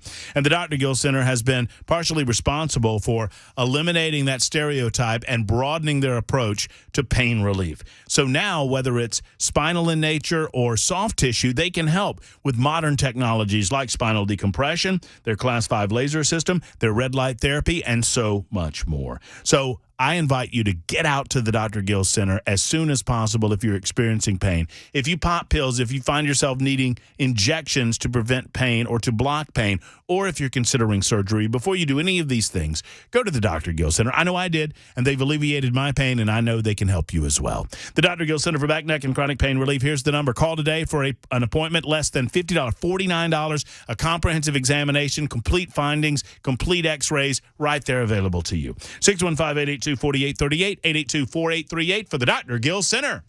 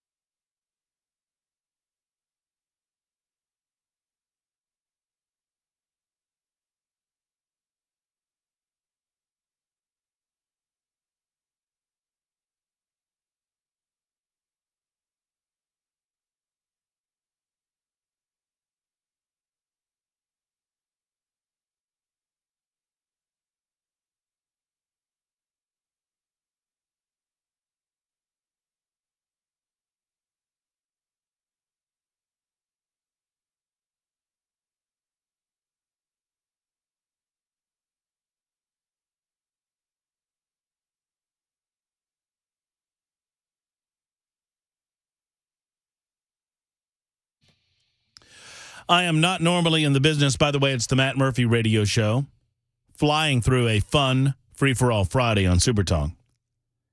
Thank you for being with us. 615-737-9986. I'm not normally in the business of doing traffic reports, but when serious matters happen, we try to be there for you on Super Talk 99.7 WTN. Robert writes in and says, can someone give me a road report, westbound 24, around exit 35? Traffic is stopped. I don't know specifically where exit 35 is, but if it is north of the city, I'm looking at the Jolton area along 24. Just as you get to Jolton, westbound is stopped before you get up to Pleasant View and Coopertown and that part of the world. So, yeah, I don't know the reasons why that is happening. All I can tell you is that it stops around Jolton. And it seems to clear up, if my traffic map, my SmartWays map is correct, before you get to Highway 49. So there's that. There's also that serious shutdown or quag on 65 northbound that happens just before 45 Old Hickory Boulevard. And, I mean, it's a quag all the way through to Vietnam veterans. So, but that's like every day of our lives. We have to deal with that. And then there's the normal red stuff in and around the city. The thumb, I call it. The loop. Is that just me? Can I patent that, Bell? Call it the thumb? Because the loop looks like, if you hold your thumb up, your thumb is like, that's the loop. That's the inner loop. Just use the number. What's the number? North 65. No, I'm talking about the loop. The loop doesn't have a number. It's a bunch of things. The loop is 40, 24, and 65. Right, so use one of the numbers because nobody uses the name. No, my friend, the redheaded stranger told me when I was here several months, I started using numbers, which my grandpa always taught me to do. I was talking about 70 one day. And she's like, nobody it's knows Charlotte Pike, nobody knows it. She didn't sound like that, but it's Charlotte Pike, nobody knows it. She sounds exactly like that. Okay, thank you. You know how gingers are. Hey, you want to do his theme, even though he's not officially here? So he stood us up today. Yeah. Well, it's not an official Fry J because we don't have him for long enough, but the man's on the road. We thought we would check in with him. He is our man. He is my best friend. He is my legal consultant. He's my life correspondent, and he's my gambling buddy. His name is Jay St. Clair, and I think he's going to do a little racing this weekend. Hey, Jay, how are you? Hey, Matt, you've never heard me say this, and you'll never hear me say it again. Uh-huh. If I were any better, I'd be me. Is that his way of saying he's having a great time? I think that means he's having a good time. I'm so happy right now. So how's the drive going? Oh, it's good. I'm about 45 minutes from Daytona International Speedway, and just talked to my team. I think we got the car through tech. That's a big deal. We had a couple of things in there we were a little worried about. But I think that it got through there just fine. But they did say, don't bring this car back. I have a question. As a layman, what does it mean when you say got the car through tech? What is that? Well, so there's pretty strict rules about what you can do to the cars, Bill. I mean, just like NASCAR. And so they just check all that to make sure that you're legal. You're assigned points based on modifications you make to the car, and you can't have more than 500 points. Oh, okay. So, all right, that makes total sense. Yeah, so it's to try to even the plane, even the field, and no cheating. So we're not cheating as far as the rule officials know. Racers, every race car driver, everyone affiliated with racing in any way. I would not suggest that any single one of them were cheaters. But who was it? Is it Jimmy Johnson? No, was it Junior Johnson that said? Who was it that said about the rule book that you don't? No, Junior Johnson. Yeah, absolutely, Junior Johnson said that if you don't you don't read the rule book for what's in it, Bell. Right. You read the rule book for what's not. Exactly. And that's not cheating. That makes sense. Yeah. No, well, there's no rule against fuel tank. This is what Junior Johnson came up with, Bill. They had a rule that says fuel tank can't hold more than 20 gallons. Uh-huh. Well, Junior Johnson kept getting better mileage than everybody. And they finally said, well, we got to figure out what's going on. I mean, he would last, and Jay, not to interrupt, but he would last like multiple laps longer than anyone else, right? Can I guess? All right, yeah. So they finally took the car completely apart, and the fuel line from the tank to the carburetor really only needs to be about 5 feet long. It was 25 feet long. Yeah, that's where I thought you were going. All the way through the car 2 or 3 times. That's awesome. Well, there was no rule against that. There was after they found that fuel line, wasn't there? Don't bring that car back again. Yeah, that's right. I mean, then that's my favorite story is that Jeff Gordon, who was my favorite driver when he was driving, I think it was to Martinsville, and they took a new chassis setup. Ray Evernham took a new chassis setup, and after he won the race by a wide margin, they inspected the car, and somebody within NASCAR circles, I don't know if it was France or what, said, look, congratulations on your win. Enjoy your Martinsville grandfather clock. Don't bring that car back here again. Yes, sir. Well, what's this weekend like for you, Jay? That's why I called you. I mean, what are you anticipating? Do you know your team name yet? Can we follow you in any way? What's the deal? I don't know the team name yet. I'm sorry. I'll text it to you, but I sent you the link. It'll be live streamed, and I'll try to send out a tweet that's got that on it. Driver's meeting is at 8:00 tomorrow morning, and then the cars start rolling. Warm-up laps at 8:45. Green flag drops at 9, and then we will race for 14 hours without stopping that. By rule, no driver can drive more than 2 hours consecutively. We think we can get 2 hours on a fuel stop. So our plan is for each of our drivers, we have 4 drivers, each of us to go for 2 hours. And I think I'll go the second stint. Mm-hmm. So I think I'll be from 10 till noon Central Time. This sounds very, very, and there's 4 men on a team or 4 people on a team. Right. So you'll get 2 sessions in the car, right? Yeah, probably will. And 2 cars. So we may have people swapping back and forth between cars. But yeah, I could do a second shift. I'm not driving at night. You know, a lot of the racing will be at night, Matt, but you know that I have terrible night vision. So I'm not going to drive at night. Yeah, I can imagine how that conversation went. Jay says, look, if you tell me to get in the car at night, I will, but I don't think it's going to go well for anybody. You really don't want to do that. Well, I'm going to shoot it out with your permission. As soon as you get me the info, I'll shoot out the link so that your many loyal fans up here in Middle Tennessee can follow you along at Daytona International. That's a lot of fun. That sounds like a great time, brother. Yeah, although I'll say this, we were talking about this last week, and some lady called in and said, I cannot imagine anything more boring than watching a race on the computer for 14 hours. Well, ma'am, I have to agree with you. I mean, I love racing. It's hard for me to sit down and watch a race. So I don't expect everybody to do that. But we do have an app. It's called Race Monitor, Matt, and they will be tracking this live. And so I'll send you screenshots from time to time. They keep up with we have over 100 cars, and it's live scoring. So at any given moment, you can look and see where each car is. I've got my race monitor pulled up right now, Jay, so I'll be ready for it. I'll be ready for you tomorrow. Look, be safe. Have a great time. I know you'll have fun. I don't need to tell you to have fun because you'll be behind the wheel of a race car, and I know that that's your favorite place to be. Yeah, that's what passion really is. All right. Well, I know our trip next weekend is not even in your brain, but I'm looking forward to it. So we'll talk about that maybe next time. Too. No, trust me, I am too. I'll have a captive audience for 4 hours. You have to sit there and listen to me talk about the race for 4 hours. Oh boy, that'll be a lot. I'm going to be your Gerald next weekend. Just don't try to compete. Just keep your mouth shut and hang on. Love it, brother. Have fun. Take care.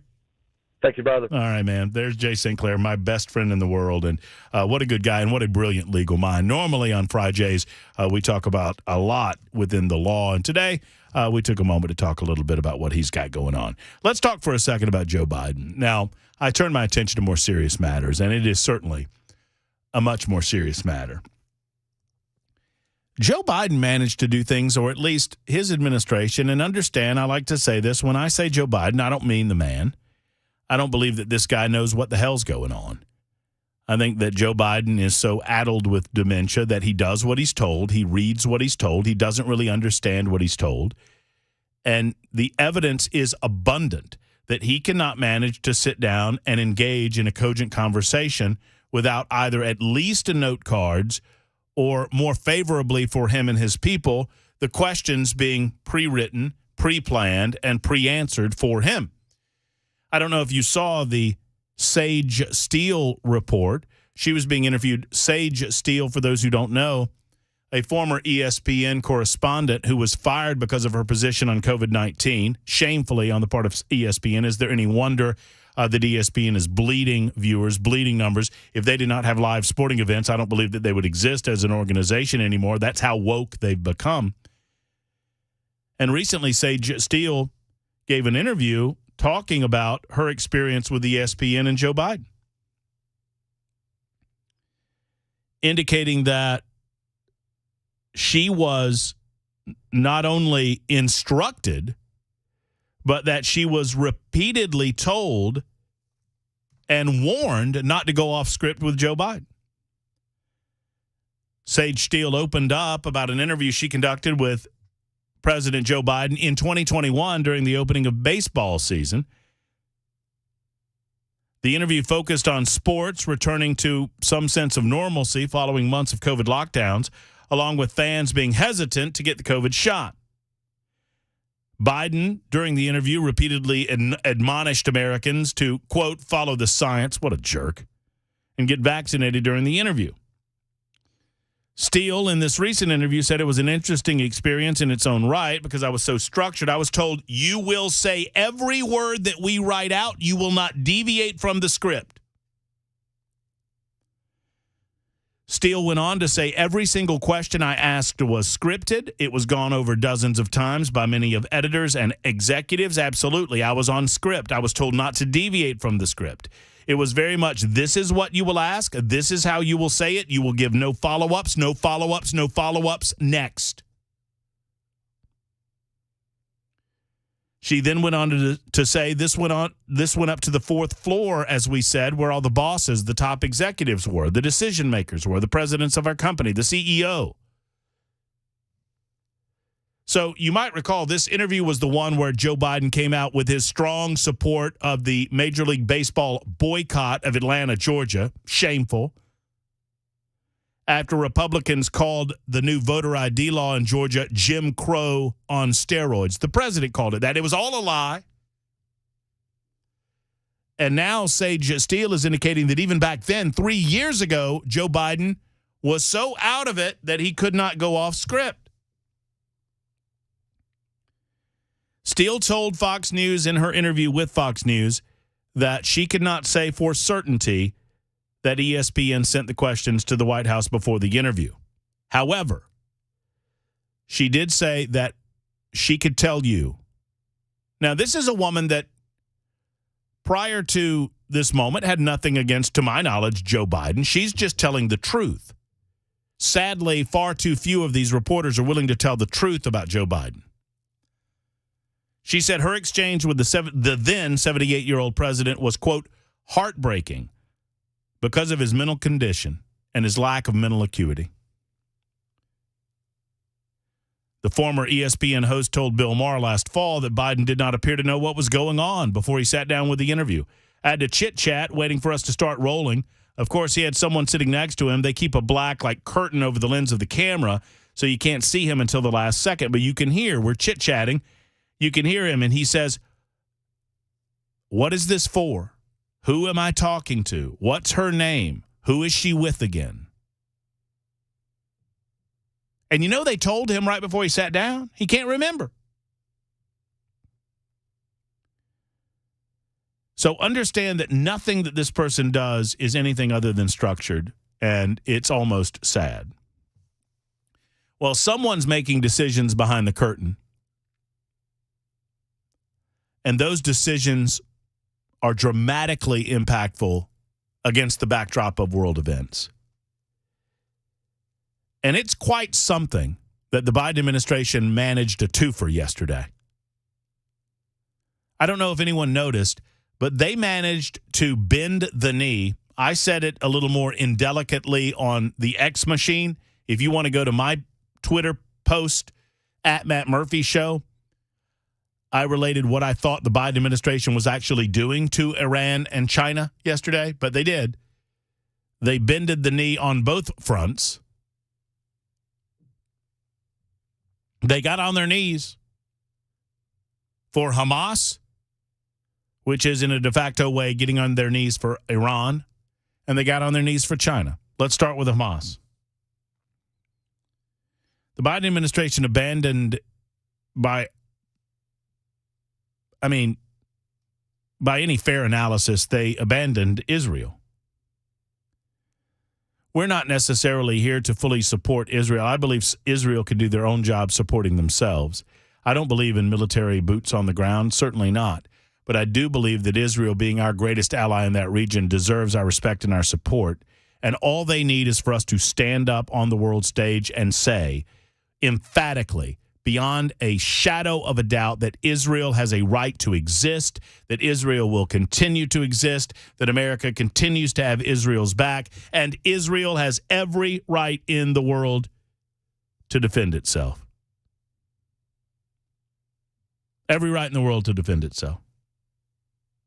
I told you guys this was going to happen. Did I not? Weeks ago, I said that Joe Biden was already waffling on their support of Israel because of Muslims in the United States of America, pro-Palestinian, pro-terrorist Muslims in the United States of America who aren't going to vote for him as a result of our support of Israel. Don't tell me that there's any distinguishing between being pro-Hamas and pro-Palestinian at this point. I don't want innocent people to die. I don't know of any Israeli, I don't know of any Jew that wants innocent people to die. Sadly, innocent people are dying because of the manner in which Hamas has decided to engage in this war. It's unprecedented in world history. The mainstream media simply sits idly by and allows them to continue to shield themselves behind innocent people. They had 15 years to build tunnels underneath Gaza. They had 15 years to build tunnels underneath the West Bank, and they've done so. And now they hide under kindergartens. They hide under hospitals. And they make it as difficult as humanly possible for the IDF to seek out their enemy that attacked them first without killing innocent people.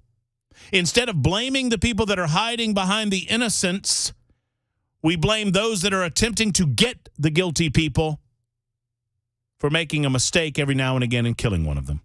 More on this in a moment. I got a lot to say about this. It's 1:54 on Super Talk.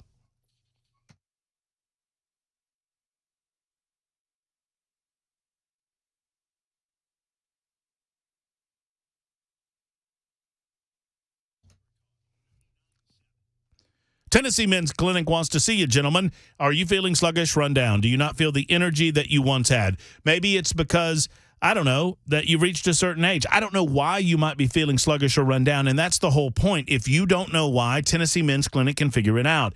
Maybe it's T levels. Maybe it's something else inside of your body. Maybe you're not getting enough sleep. Let's diagnose this and figure out if Tennessee Men's Clinic has the solution for you. They have qualified urologists. They've been here for over a decade. They've been helping guys just like you. And you know the biggest complaint after you go to Tennessee Men's Clinic? Whether it's a matter of frustration about energy at the gym, gains at the gym, whether it's bedroom activities. A lot of guys go in. There's no shame in that. Half of the men listening to me will experience some sort of issue at some point in their lives. The point is this. They can help at the Tennessee Men's Clinic. They've been helping for over 10 years and now 2 office locations to serve you. One's in Midtown, the other in Cool Springs. Let's get with Tennessee Men's Clinic, guys. Let's learn those numbers. Let's figure out if there's a path to success for you through the Tennessee Men's Clinic. Go to TennesseeMen'sClinic.com, TennesseeMen'sClinic.com, or better yet, give them a call and schedule the appointment today, 615-208-9090. 615-208-9090. It's Tennessee Men's Clinic.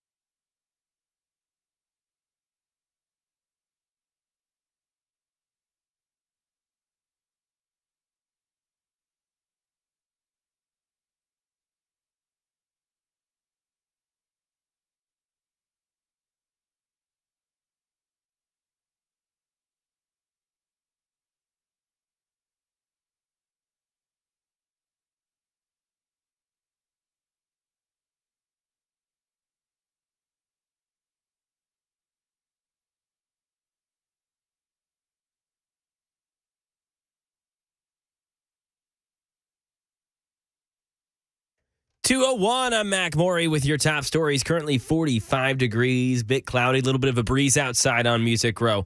A frost advisory going into effect tomorrow morning from 4 to 9 a.m. We should see the effects of that cold front start to wear off as we get into Saturday afternoon and definitely by Sunday. Weather forecast coming up in 2 minutes.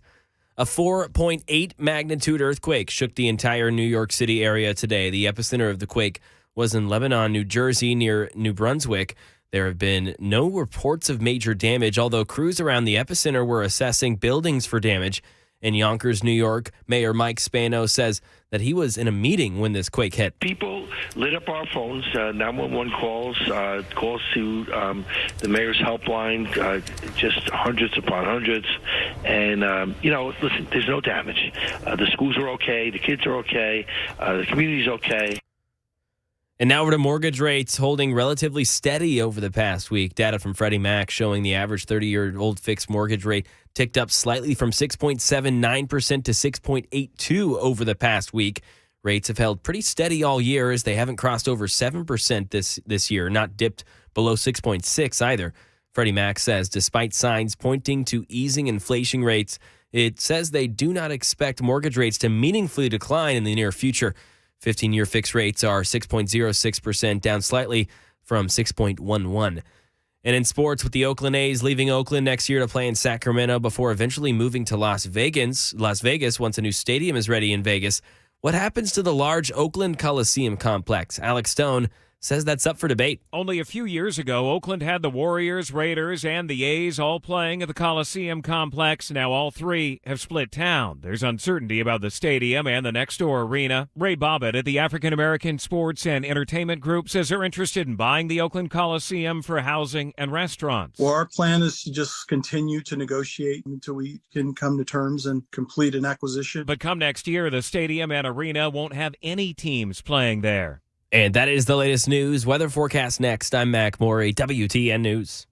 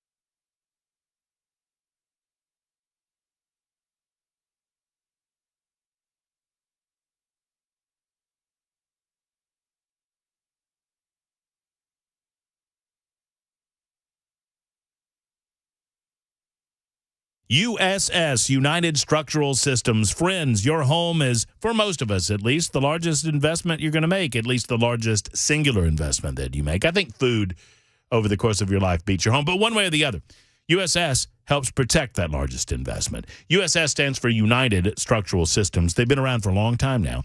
Since 1994, they've been helping keep homes stable and dry, homes just like yours. You know, we live in a part of the world where the topography is such that water gets in, and if allowed to get in, it will keep coming. It will keep coming until it destroys your home. I mean, I'm not trying to be overly dramatic, but that is what water does. United Structural Systems is a foundation repair and waterproofing company that has served Middle Tennessee, Southern Kentucky since 1994. Over 25,000 satisfied residential customers. You could be the next one. So if you don't know what the symptoms are, go to USSTN.com to find out more. But if you do, if you've noticed the cracking, if you've noticed the walls bowing or the doors sticking, if you've noticed that musty smell, make the call.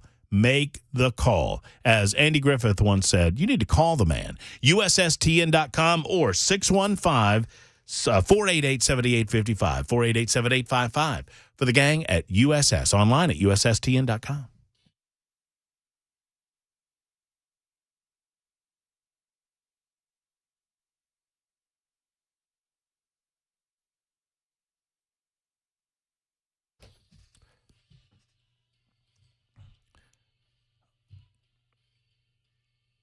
Yes, indeedy. Anticipating an exciting final hour of the week for the Matt Murphy portion of the broadcast day on Super Talk 99.7 WTN. We hand off to Brian Wilson coming up later on this hour. Happy to have you with us. It is an action-packed hour. We've got Lonnie Spivak with the Davidson County Republican Party. We've got Friday Mac Attack coming up in about 5 minutes or so. So buckle up for that. We've got more commentary by me. We've got you on the phones. I mean, it's all happening this hour, and it's happening very quickly, and we're going to get right to it. It's 2:07 on Super Talk 99.7 WTN. Without further ado, Lonnie Spivak joins us on the show to talk about an event that they have going on with the Davidson County Republican Party. It's good to talk with you, Lonnie. How are you, my friend?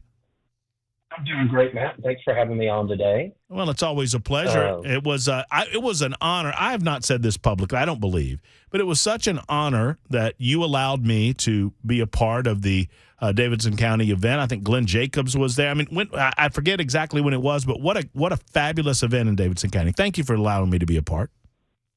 Well, it was great. It was the first time we'd had a Reagan Day dinner in Nashville in quite some time, and I mean, it was a great event at the Cordell, and it was at the end of January, and it helped us raise some great money for our candidates, and that's what I hope that this next event at the Glock store on April the 20th will help us do. Well, look, you know how much I love the Glock store, and you know how much I love the Davidson County Republican Party, and so let's marry these two concepts and tell us about it.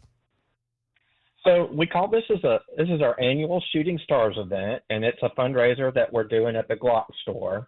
And there's a couple different levels where you'll get to choose from different shooting, whether it's multi-target or night shooting or whatever. There's 3 different things to choose from.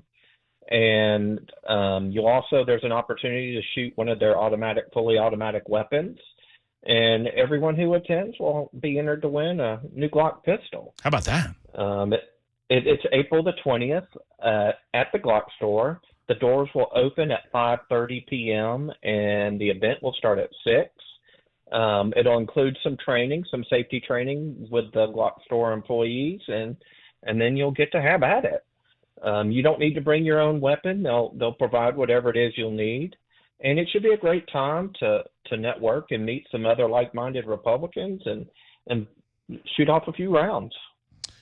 Man, I can think of no better Saturday afternoon than to enjoy the company of some good conservative / libertarian friends, to learn more about the Davidson County Republican Party, to remind ourselves that there are, in fact, Republicans in Davidson County in large numbers, believe it or not, and to shoot off a couple of rounds. That sounds like a good time, Lonnie. It should be great. This election cycle, we have more Republicans on the ballot than we've had in some time. There's a lot of energy around the Republican Party in Davidson County. And to learn more about the event, just go to gopnashville.org. gopnashville.org. There's a little graphic right there on the homepage that says Shooting Stars. You can click on that and you can purchase your tickets. And, I'm hoping that we can have a couple hundred people there just enjoying the evening. Well, y'all get out, support the GOP in Davidson County, gopnashville.org. I'm looking at the page right now. It's right there next to the homepage. You'll see Shooting Stars, Saturday, April 20th at the Glock store on Airlane Drive. Lonnie, anything else we need to know about the event? We'll have some sandwiches and some other snacks available, but it should just be a good time for all. Lonnie, when you're talking to Matt Murphy, always lead with the sandwiches, man. I mean... Well, I should have started with that over the brass, but oh no, we know about Glock store. We know that the brass will be there, but the sandwiches, now that's something else. No, we're really looking forward to it. There's a lot of stuff going on. when you're on the site, just sign up to receive our emails. We have, I think, 5 events going on this month alone. There's a breakfast in Bellevue this coming Saturday. We have a Chairman's Circle event, which with our donors that really help us fund all these great candidates. And Dr. Art Laffer is going to be our special guest for that. And then we have the Shooting Stars event. And then coming up, we have candidate training. I mean, we just have a lot of stuff going on. And we're really looking forward to getting to the swing of election season and look forward to hearing a lot more about the Davidson County Republican Party in the coming months. Love it, Lonnie. You know how much I love you guys over there, and we will talk again in advance of the event before it comes up in 15 days to remind people about it, but hopefully everybody will go over to gopnashville.org, go ahead and sign up, and we'll see you guys on the 20th on Saturday at the Glock store. Thanks, Lonnie. Thanks, Matt. All right, take care. There's Lonnie Spivak spending a little time with us, reminding us about a great event that's happening a little bit later on. A lot of events going on, not the least of which is this one. I'm trying to figure out who number 91 is. I'd be impressed. Well, you know it's not Kelsey or Mahomes. Yeah, not of the current team. Derek Nadai? Naughty and no. You've got a roster up in front of you.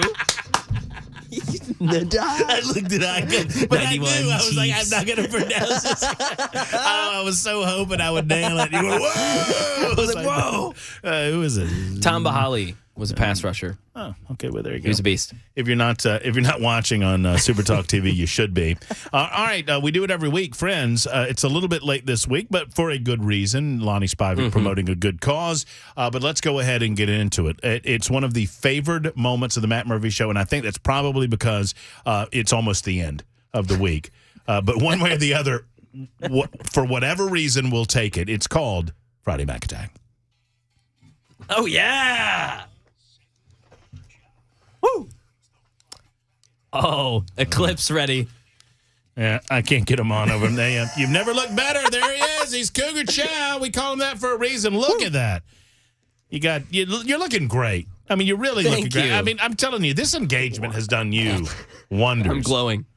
You really are. You're glowing. Have you seen Hannah? I'm sure she's crying. She's aging fast. I bet she is. Down the tubes. Straight downhill.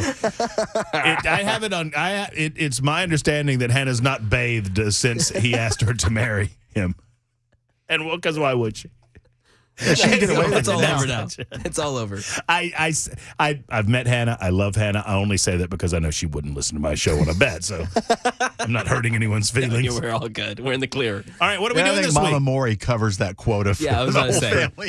Hey, Mama Maury. Yeah, she's there. Sure. She's on. I know. She loves me. She does. It's fake. You? She's still a little iffy. Wavering. Yeah. What are we doing this week? Well, trying to do something topical every time we draft, right? We do. Most of the time, you lead the way in coming up with something good there. I've only done it twice in a row. I like this week. This week's good. This week's good. I was thinking, you know what? Opening day this week. Baseball's back. I like baseball. I like baseball, right? It just there's something in the air, right? When you go to a baseball game, when baseball's back, people are talking about it. Spring's here. Yes. Summer's coming. Yes, exactly. Right around the corner. corner. Baseball's going to last until next. I mean, it lasts too long. Way too long. But whatever. But we're at the beginning, so it's fresh. That's right. It's fresh. nice here. And then when all other sports end, somewhere around July 4th, it has a little resurgence for me. Yeah, resurgence. Yeah. Right. And then I'm out. And then when we start talking football in August, I'm completely out. I don't even know what's going on. And then when the playoffs happen, right okay, there. hot dogs, Cracker Jacks, I guess I'm back. Sure. Fine. Atlanta Braves are in there. Yeah, let's go. Yeah, cool. Let's go. All right, so we're what are we draft drafting? Baseball goats. Bell, do you know what McMurray means when he says baseball goats? Is it that team that had the goat that didn't win for like ever because the goat was cursed? You know what? I'm actually impressed that he knows really some part of that. That would be the Chicago Cubs. Okay. And what was it? What? So I don't know what the this goat is was the best about, one of the best one of their mascots. Yeah, that's right, Bell. Okay, that's right, Bell.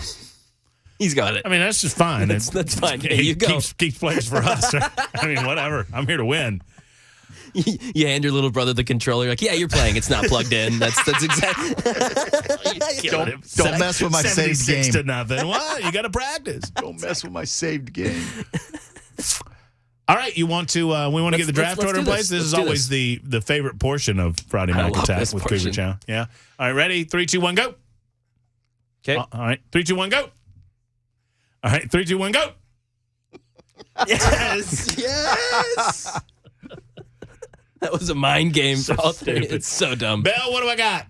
You're shooting me a bird behind there. I am not. Oh, Ooh, okay. that's 2 fingers. All right. All right, so the draft order has been set. For those of you not watching on Super Talk TV, the draft order is as follows: Mac Morey, Matt Murphy, Bell K. I don't know how I feel as general manager here. Going behind you. I don't like it. I don't like it at all. And I think, is there a consensus number one? Or am I correct? Okay. There's no question. Okay, there's a good. consensus Because that's the way I was thinking about it. You know more about baseball than this is a sport where I'd give you the go ahead here. Yeah. This is not baseball is not my expertise. But I think this is pretty obvious. And I'm a little backloaded, and I admit that. I'm a little 2000 and back. Gotcha. These last 20 years I'm a little shady on, but I don't really have anybody in the last 20 years that I would even there's consider. maybe one guy that I'd consider. Right. Okay. But yeah, I think I don't think there's any question. And no, I don't want to assume anything. Go ahead and say it real quick. Babe Ruth. Yes, Babe Ruth. Let me tell you this. In anticipation of this conversation, 10 years. Oh, I love this. Yes. 94 and 46 with a 2.28 ERA. Wow. 107 complete games, 17 shutouts. Wow. That's Babe Ruth as a pitcher. Yeah. As a pitcher. That's not counting what he was doing offensively. I don't know that you get in the hall with those pitching numbers, but you sure as hell get in the hall, and you're the greatest of all time with the batting numbers. Babe Ruth. Well, you got to remember, he did all of this usually after eating a 16-ounce porterhouse, being drunk on the field while running the bases with a cigar in his mouth. Awesome. Babe Ruth hit more home runs in one season than entire baseball teams. The year that he had 60 home runs, there were entire teams that did not hit 60 home runs. It's absurd. It's crazy. So, you can only say this about so many players. Yeah. In any sport. He completely changed the game. And he's still an outlier in so many categories. So good. So good. And then there's the myth of the guy. I mean, they've got one photo of the called shot, and I love it. I don't care if it's true or not. But the pitcher threw him one, and he hit the foul ball, and then he threw him one real tight against his chin, and Babe Ruth looked at him, and he pointed the bat to the center field, and the next pitch he sent it to center field. Come on, man. Yes. You're calling your shot? Woo! Babe Ruth. Okay. You suck. Thought that was consensus. All right, good. Which leads me, it puts me in a difficult position because now we're opening the topic up to about 10 players. Yep. Now it's wide open. But I can't do anything but go Hank Aaron. I mean, Hank Aaron. Okay. Revitalized baseball. I mean, he brought baseball to the South. Incredible hitter. Obviously, the greatest of all time in terms of home runs, in my opinion, because there's not the stench of steroids. And I get statistics are statistics, but it is what it is. So I'm going with Hank Aaron as my number one selection. Love that.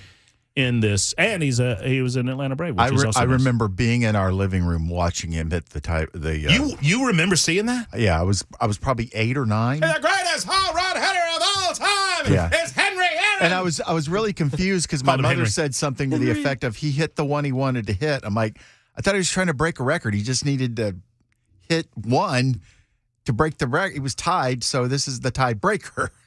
But I watched him do it. I have that memory burned into my head. Incredible. 715, Atlanta Fulton County Stadium. Yep. And I forget, I used to know who he hit it off of. That poor fella. And then the guy that ran around and he had death threats.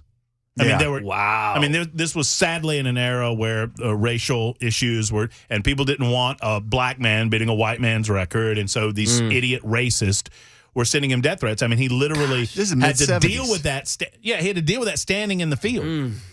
That people were sending him notes saying, "We're going to kill you." Wow! If you break this record, a baseball game, over a frick. I mean, yeah, so stupid. So yeah, Henry Aaron.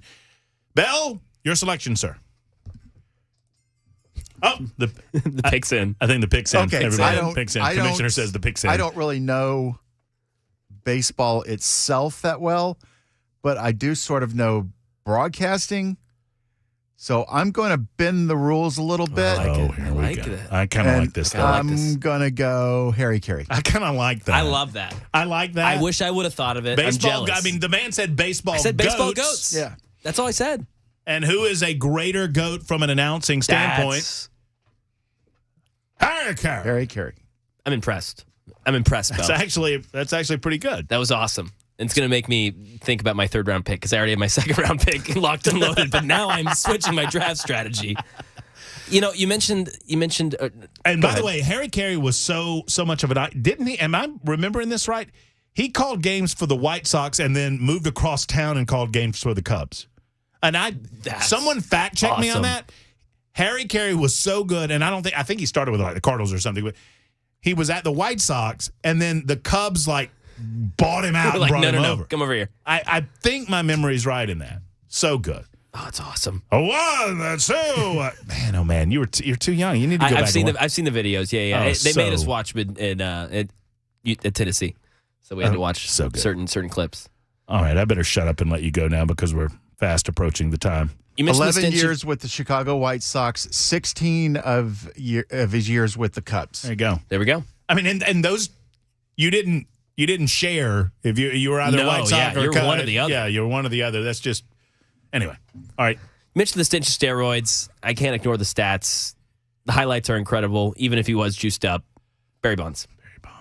I would if we had a 100 player draft, I would not pick Barry Bonds. Wow. Because and here's why. Wow. No, it's complete. No, it's completely ridiculous. Okay. No, I hate him.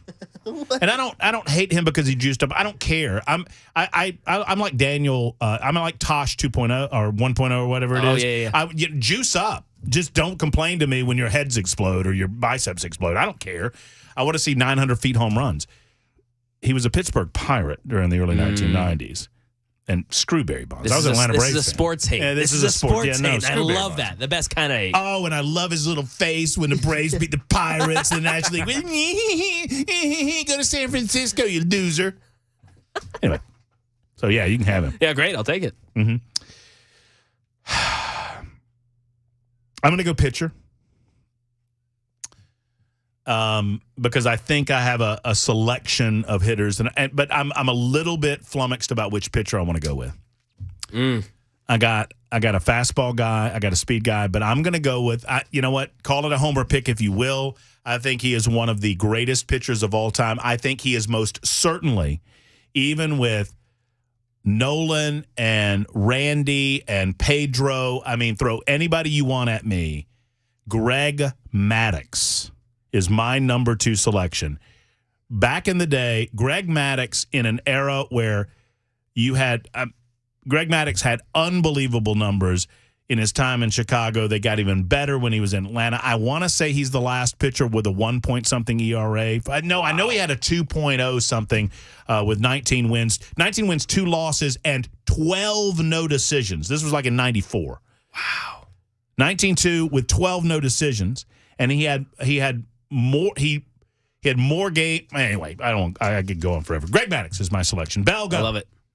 All right, I'm going to stick with my theme, and I'm going to go because I remember seeing his face so often as a kid, and I'm going to go with Joe Garagiola. Oh, yeah, sure. Joe G? Yeah. He was great, well, okay player, but a great announcer. Yeah, as an announcer. He's going announcers. He's unfamiliar with it. Yeah, I like draft. that. I like fine. that. Joe G, he was on, he did Saturday baseball forever. Oh, okay. Gotcha. Back in the day. Before my time. It was very, very common to see him on TV in the late 70s, early 80s. Mm-hmm. I'm going to go that route because I like this route. All right. Y'all just keep going. I'm going to continue to draft players. And I think the art of done play-by-play for many years, baseball is an art. It is doing play-by-play for baseball is so much fun. There's so much time. There's so much freedom. So many ways you can go. And that's why I have to go with, I think, the GOAT baseball announcer. I'm going to go with Vin Scully. Vin Scully's so good. So, Vin Scully, I think, is the last human being on earth that will ever command a booth by himself. I agree. And Vin Scully could keep your attention. If you've ever listened to a game that Vin Scully was calling, he could tell stories, he could weave stories, and did it for so long. Yeah, that's good. That's good. Vin Scully's good. I'm going to go with I am torn, and I've always been torn. Who is the greatest pure hitter of all time? Not talking power, not talking home runs. I'm talking you're going to put bat to ball, and you're going to get said ball somewhere where the players ain't and get on first base. And I'm torn between two players. One's more modern, and one's a little behind time. But I'm going to go with my gut, Ted Williams. Ted Williams. See, that's a name even I know. Ted Williams lost 2 years. Ted Williams was not only a great baseball player, he was a great American. He lost multiple years to wars. He volunteered, did not have to go to war, decided to go to war, lost 2 years in his prime. The last man to bat over 400, obviously, batted 406. Wow. Could have sat, this is a great story about Ted Williams, doubleheader last day of the season. He was batting 401. His manager went to him. The Boston Red Sox were going to the playoffs. Manager told him, and it was a big deal to bat 400. Bat over 400. And he said, Teddy. Still is. He said, Teddy, he said, you can sit. And he said, I'm not sitting. And he played both games. He went, I think, 5 of 8 or something like that and batted 406. Yeah. But and with the danger of getting under 400. Teddy, ball game. Also refused to tip his cap for the entirety of his career and finally tipped his cap to the Boston Red Sox fans at the end of his career. Anyway, that's cool. Teddy Ballgame. All right, I'm gonna throw another curveball in there just to. But you know when you're known as a great player and you tapped Marilyn Monroe, Joe DiMaggio. Joe DiMaggio. This has been. I'm not suggesting that Bell's winning or anything. This has been one of your better drafts, easily. And I thought you were lost. I thought it was over. I mean, the Marilyn Monroe pull alone. And oh, by the way, real quick, Mr. Coffee over there, Joe D. After Marilyn Monroe died, for every year that he lived, every week of his life, for the rest of his life, he took flowers to Marilyn Monroe's grave. Wow, absolute truth. Now that's pretty cool. All right, once again, I'm the big winner. Of the draft. This was a good one. Once again, you're deluding yourself. I mean, we could have we could have gone Ty Cobb. We could have gone Tony Gwynn. We could have gone Nolan Ryan. I mean, Willie Mays. I was going to say Willie Mays. Willie Mays did not make the draft. Willie Mays. Tug McGraw. Sure.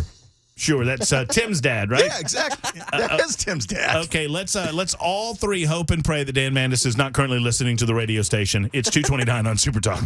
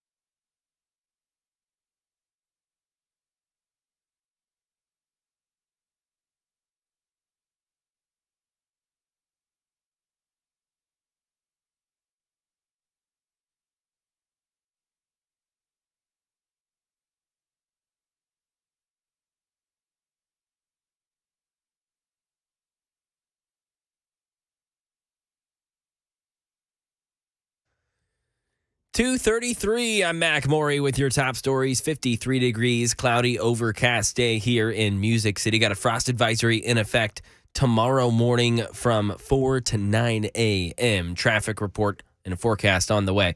People all across New Jersey felt this morning's earthquake, including the governor. Sherry President is in the state with more. New Jersey Governor Phil Murphy speaking for a lot of the people in his state when he said on Friday, earthquakes is not high on the list of things you wake up expecting. But he says the 4.8 magnitude tremor centered in Hunterdon County should be a wake-up call. That we got to make sure that we live and learn from this, and that we're prepared as we can be going forward. Like in New York, there were only limited calls about damage throughout the Garden State as well. Right now in our nation's capital, police officers who stopped the Covenant shooter are nominated for the Congressional Gold Medal by 5th District Congressman Andy Ogles. The Congressional Gold Medal is the highest honor Congress awards for civilians or non-military members. And that's the latest news. Weather forecast next. I'm Mac Maury, WTN News.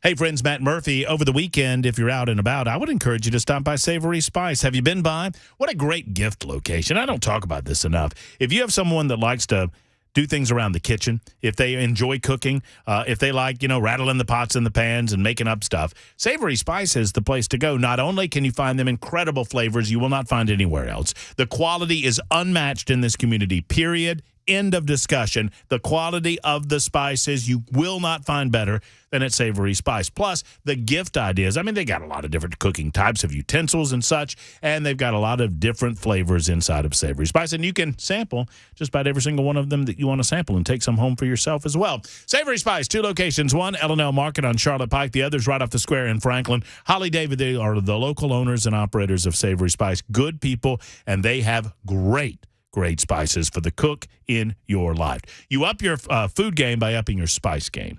You up your spice game at the one and only Savory Spice. I encourage you to stop by this weekend to Savory Spice.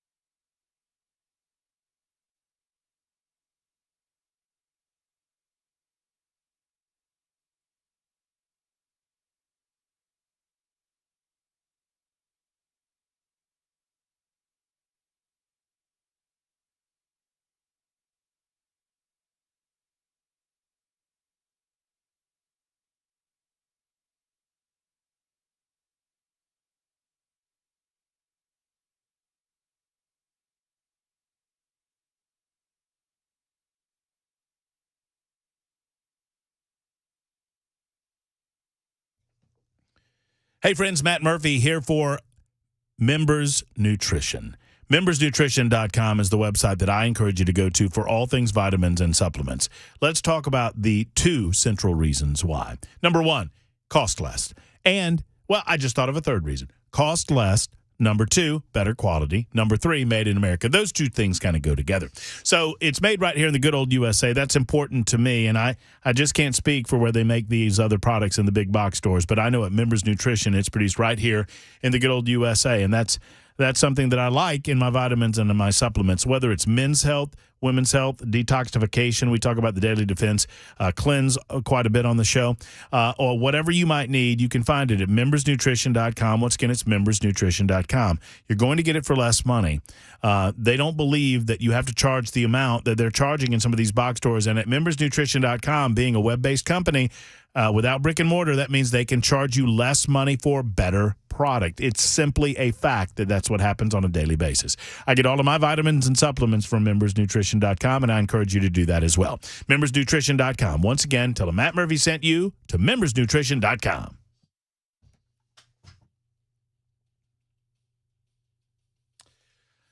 All right, so this is not my fault. This is Mac Maury's fault. I blame him fully for the next few minutes of our lives, but I think this story has great interest. Whose name's on the door?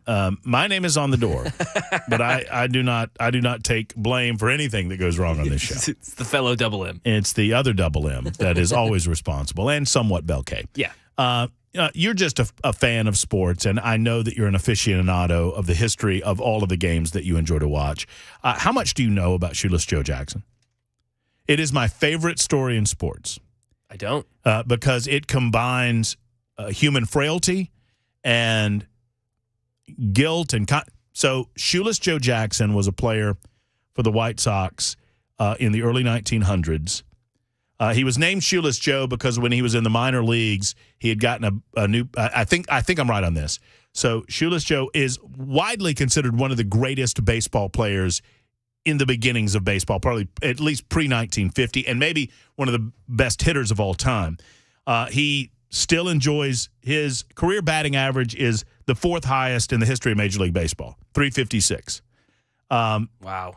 He lost his ability to play baseball at the age of 33 because what is known as the Black Sox scandal of 1919, when the Chicago White Sox were in the World Series, and they were accused of and quote-unquote convicted of by Commissioner Tennessee Mountain Landis participating in a conspiracy to fix the World Series.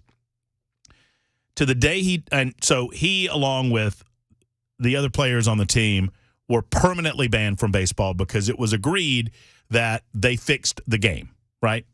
Joe Jackson, to the day he died, said that he did not participate in the fix. The suggestion was that he knew about it, that he knew other players were doing it, and he didn't say anything. He was told, you fix the game, and you're out of baseball for the rest of your life. Mac, he hit 345 in the World Series. Wow. He did not commit an error in the World Series. He had 12 hits. That was a record that stood for like half a century, and he was told that he had fixed the game. So if he was trying to fix the game, he was clearly terrible at it. Clearly, he was terrible at it. So Shoeless Joe Jackson was considered, along with Ty Cobb, the 2 greatest players of their era, which leads me to the story. Years later, Shoeless Joe Jackson left the game in disgrace. Nobody wanted anything to do with him. He played at pickup leagues as he could. He made money scratching. I mean, he was virtually illiterate. He was virtually illiterate. He had no education. All he knew how to do was play baseball. And it was taken away from him. And he is truly one of the tragic figures in American sports history. Years later, now, while he descended into shame and oblivion, Ty Cobb ascended. And by the way, Shoeless Joe Jackson was widely considered to be one of the nicest, kindest men in baseball. Ty Cobb was one of the biggest. Let's just say he was a Rick, but he spelled it with a silent P. I mean, he was just an absolute jerk. And Ty Cobb, by the time he was done, was considered the greatest player ever to grace the field. So the juxtaposition between the attitude that people had about them versus how they were, their own personalities, could not be more night and day. And the story goes that years and years later, in the 1940s, both men had long since obviously retired from the game. Shoeless Joe Jackson was working in a liquor store in South Carolina. And Ty Cobb came into the liquor store. Ty Cobb, the greatest baseball player ever. Shoeless Joe Jackson, shame. And Ty Cobb immediately recognized Shoeless Joe Jackson. And he walked around, and as the story's told, he took a couple of items. He took them up to the counter. Shoeless Joe Jackson didn't say a word to him, rang up the items, took his money, and he put his packages in a bag and was about to send him on the way. And Ty Cobb stopped, and he said, Don't you know me, Joe? And Joe Jackson said, I do, Ty. I just didn't think you'd want to know me. It's just the heartbreak. Shoot. The heartbreak in that story. Wow. I love it. Absolutely love it. That's what I love about sports, too. Seriously. Microcosm of life. Microcosm of life. Oh, so the moral of the story is don't go around the World Series batting .345 and committing no errors, lest you get kicked out of the game for the rest of your life. Anyway, I just love it. And if you want to know more about it, 8 Men Out is a good movie about the Black Sox scandal. It's called 8 Men Out. I know very little about this. This would be great. Yeah, great deep dive. There is no question that many members of that team took money to fix the game. The big question, and there's a lot of, and that's trash. There's no question. But the big mystery, and there are very emphatic opinions on both sides, is whether or not Joe Jackson took money. And some believe he did, some believe he did not. There's pretty much conventional wisdom that he was vaguely aware that others were taking money. But it was during a different time, a different era. You didn't get into another man's business in that way. So anyway, I'd encourage you to look into it. I know how much you love sports. All right, as we finish up today, I want to finish up on a more serious note because I think it's important. I want to finish up on the Israeli thing. Before I do, I have to pay this one thing off. Several of you have asked about Andy Ogle's ads that are running. So Congressman Andy Ogles of the 5th Congressional District, obviously he is set to run for another term in the 5th Congressional. And you might be hearing some advertisements that are airing on Supertalk 99.7 WTN. And several of you asked me about these, and I've been making promises that I would pay this off. So here's what I know. And I'm not saying I agree with it. I'm not saying I disagree with it. I'm telling you what we have determined. Some of the ads that are airing on Supertalk have Andy Ogles or constituents of Andy talking about some of the things that he's done as a freshman congressman in the 5th Congressional District in the state of Tennessee. And at the end of the ad, and I'm paraphrasing here, but I think I have it basically right, that he says paid for by funds authorized by the House of Representatives or the Congress of the United States of America. Apparently, this is a fund that was set up by the House that House members can utilize to make their districts aware of some of the activities that they are doing in Washington, D.C. They are apparently not designed to be political ads. They are designed, I'm not telling you I agree with this, I'm telling you the official designation. They are designed to be informative in nature, to make sure that we have an informed 5th Congressional District. By extension, Andy Ogles is utilizing that pool of money authorized by the House of Representatives to inform you about what he's been doing over the last couple of years to serve his district. Now, you negative Nellies, and I'm probably one of you. You curmudgeons, and I'm certainly one of you, would say, well, wait a minute. That's just a way for the taxpayers to pay for political ads for Andy. I can understand how you see it that way. I absolutely can. I'm just here to inform you as to what's going on. So when you hear those ads on Supertalk, and we are bound to take them in as much as we cannot turn those types of things down so long as there's not a valid and distinct reason for us not to, and we are a for-profit business besides, but that doesn't mean that I agree with the nature of the setup of how that is happening. And that is my understanding of how that's happening, that the House authorized funding to make the public in these individual districts aware of what's going on. In the meantime, on the Members Nutrition Super Text line, Statman, you're exactly right. As the saying goes, and this is a great scene in the film 8 Men Out, back to Shoeless Joe for a minute. If you've ever heard someone say the phrase, "Say it ain't so, Joe," they're not just rhyming. The story is, as they came out of the court, there was a court case in which they were found guilty, and as they came out of the courthouse and Joe Jackson was walking down the steps, apparently a little kid looked at him and said, "Say it ain't so, Joe. Say it ain't so." And he reportedly said, "It's so, kid," and walked off. 2:49 on Super Talk 99.7 WTN.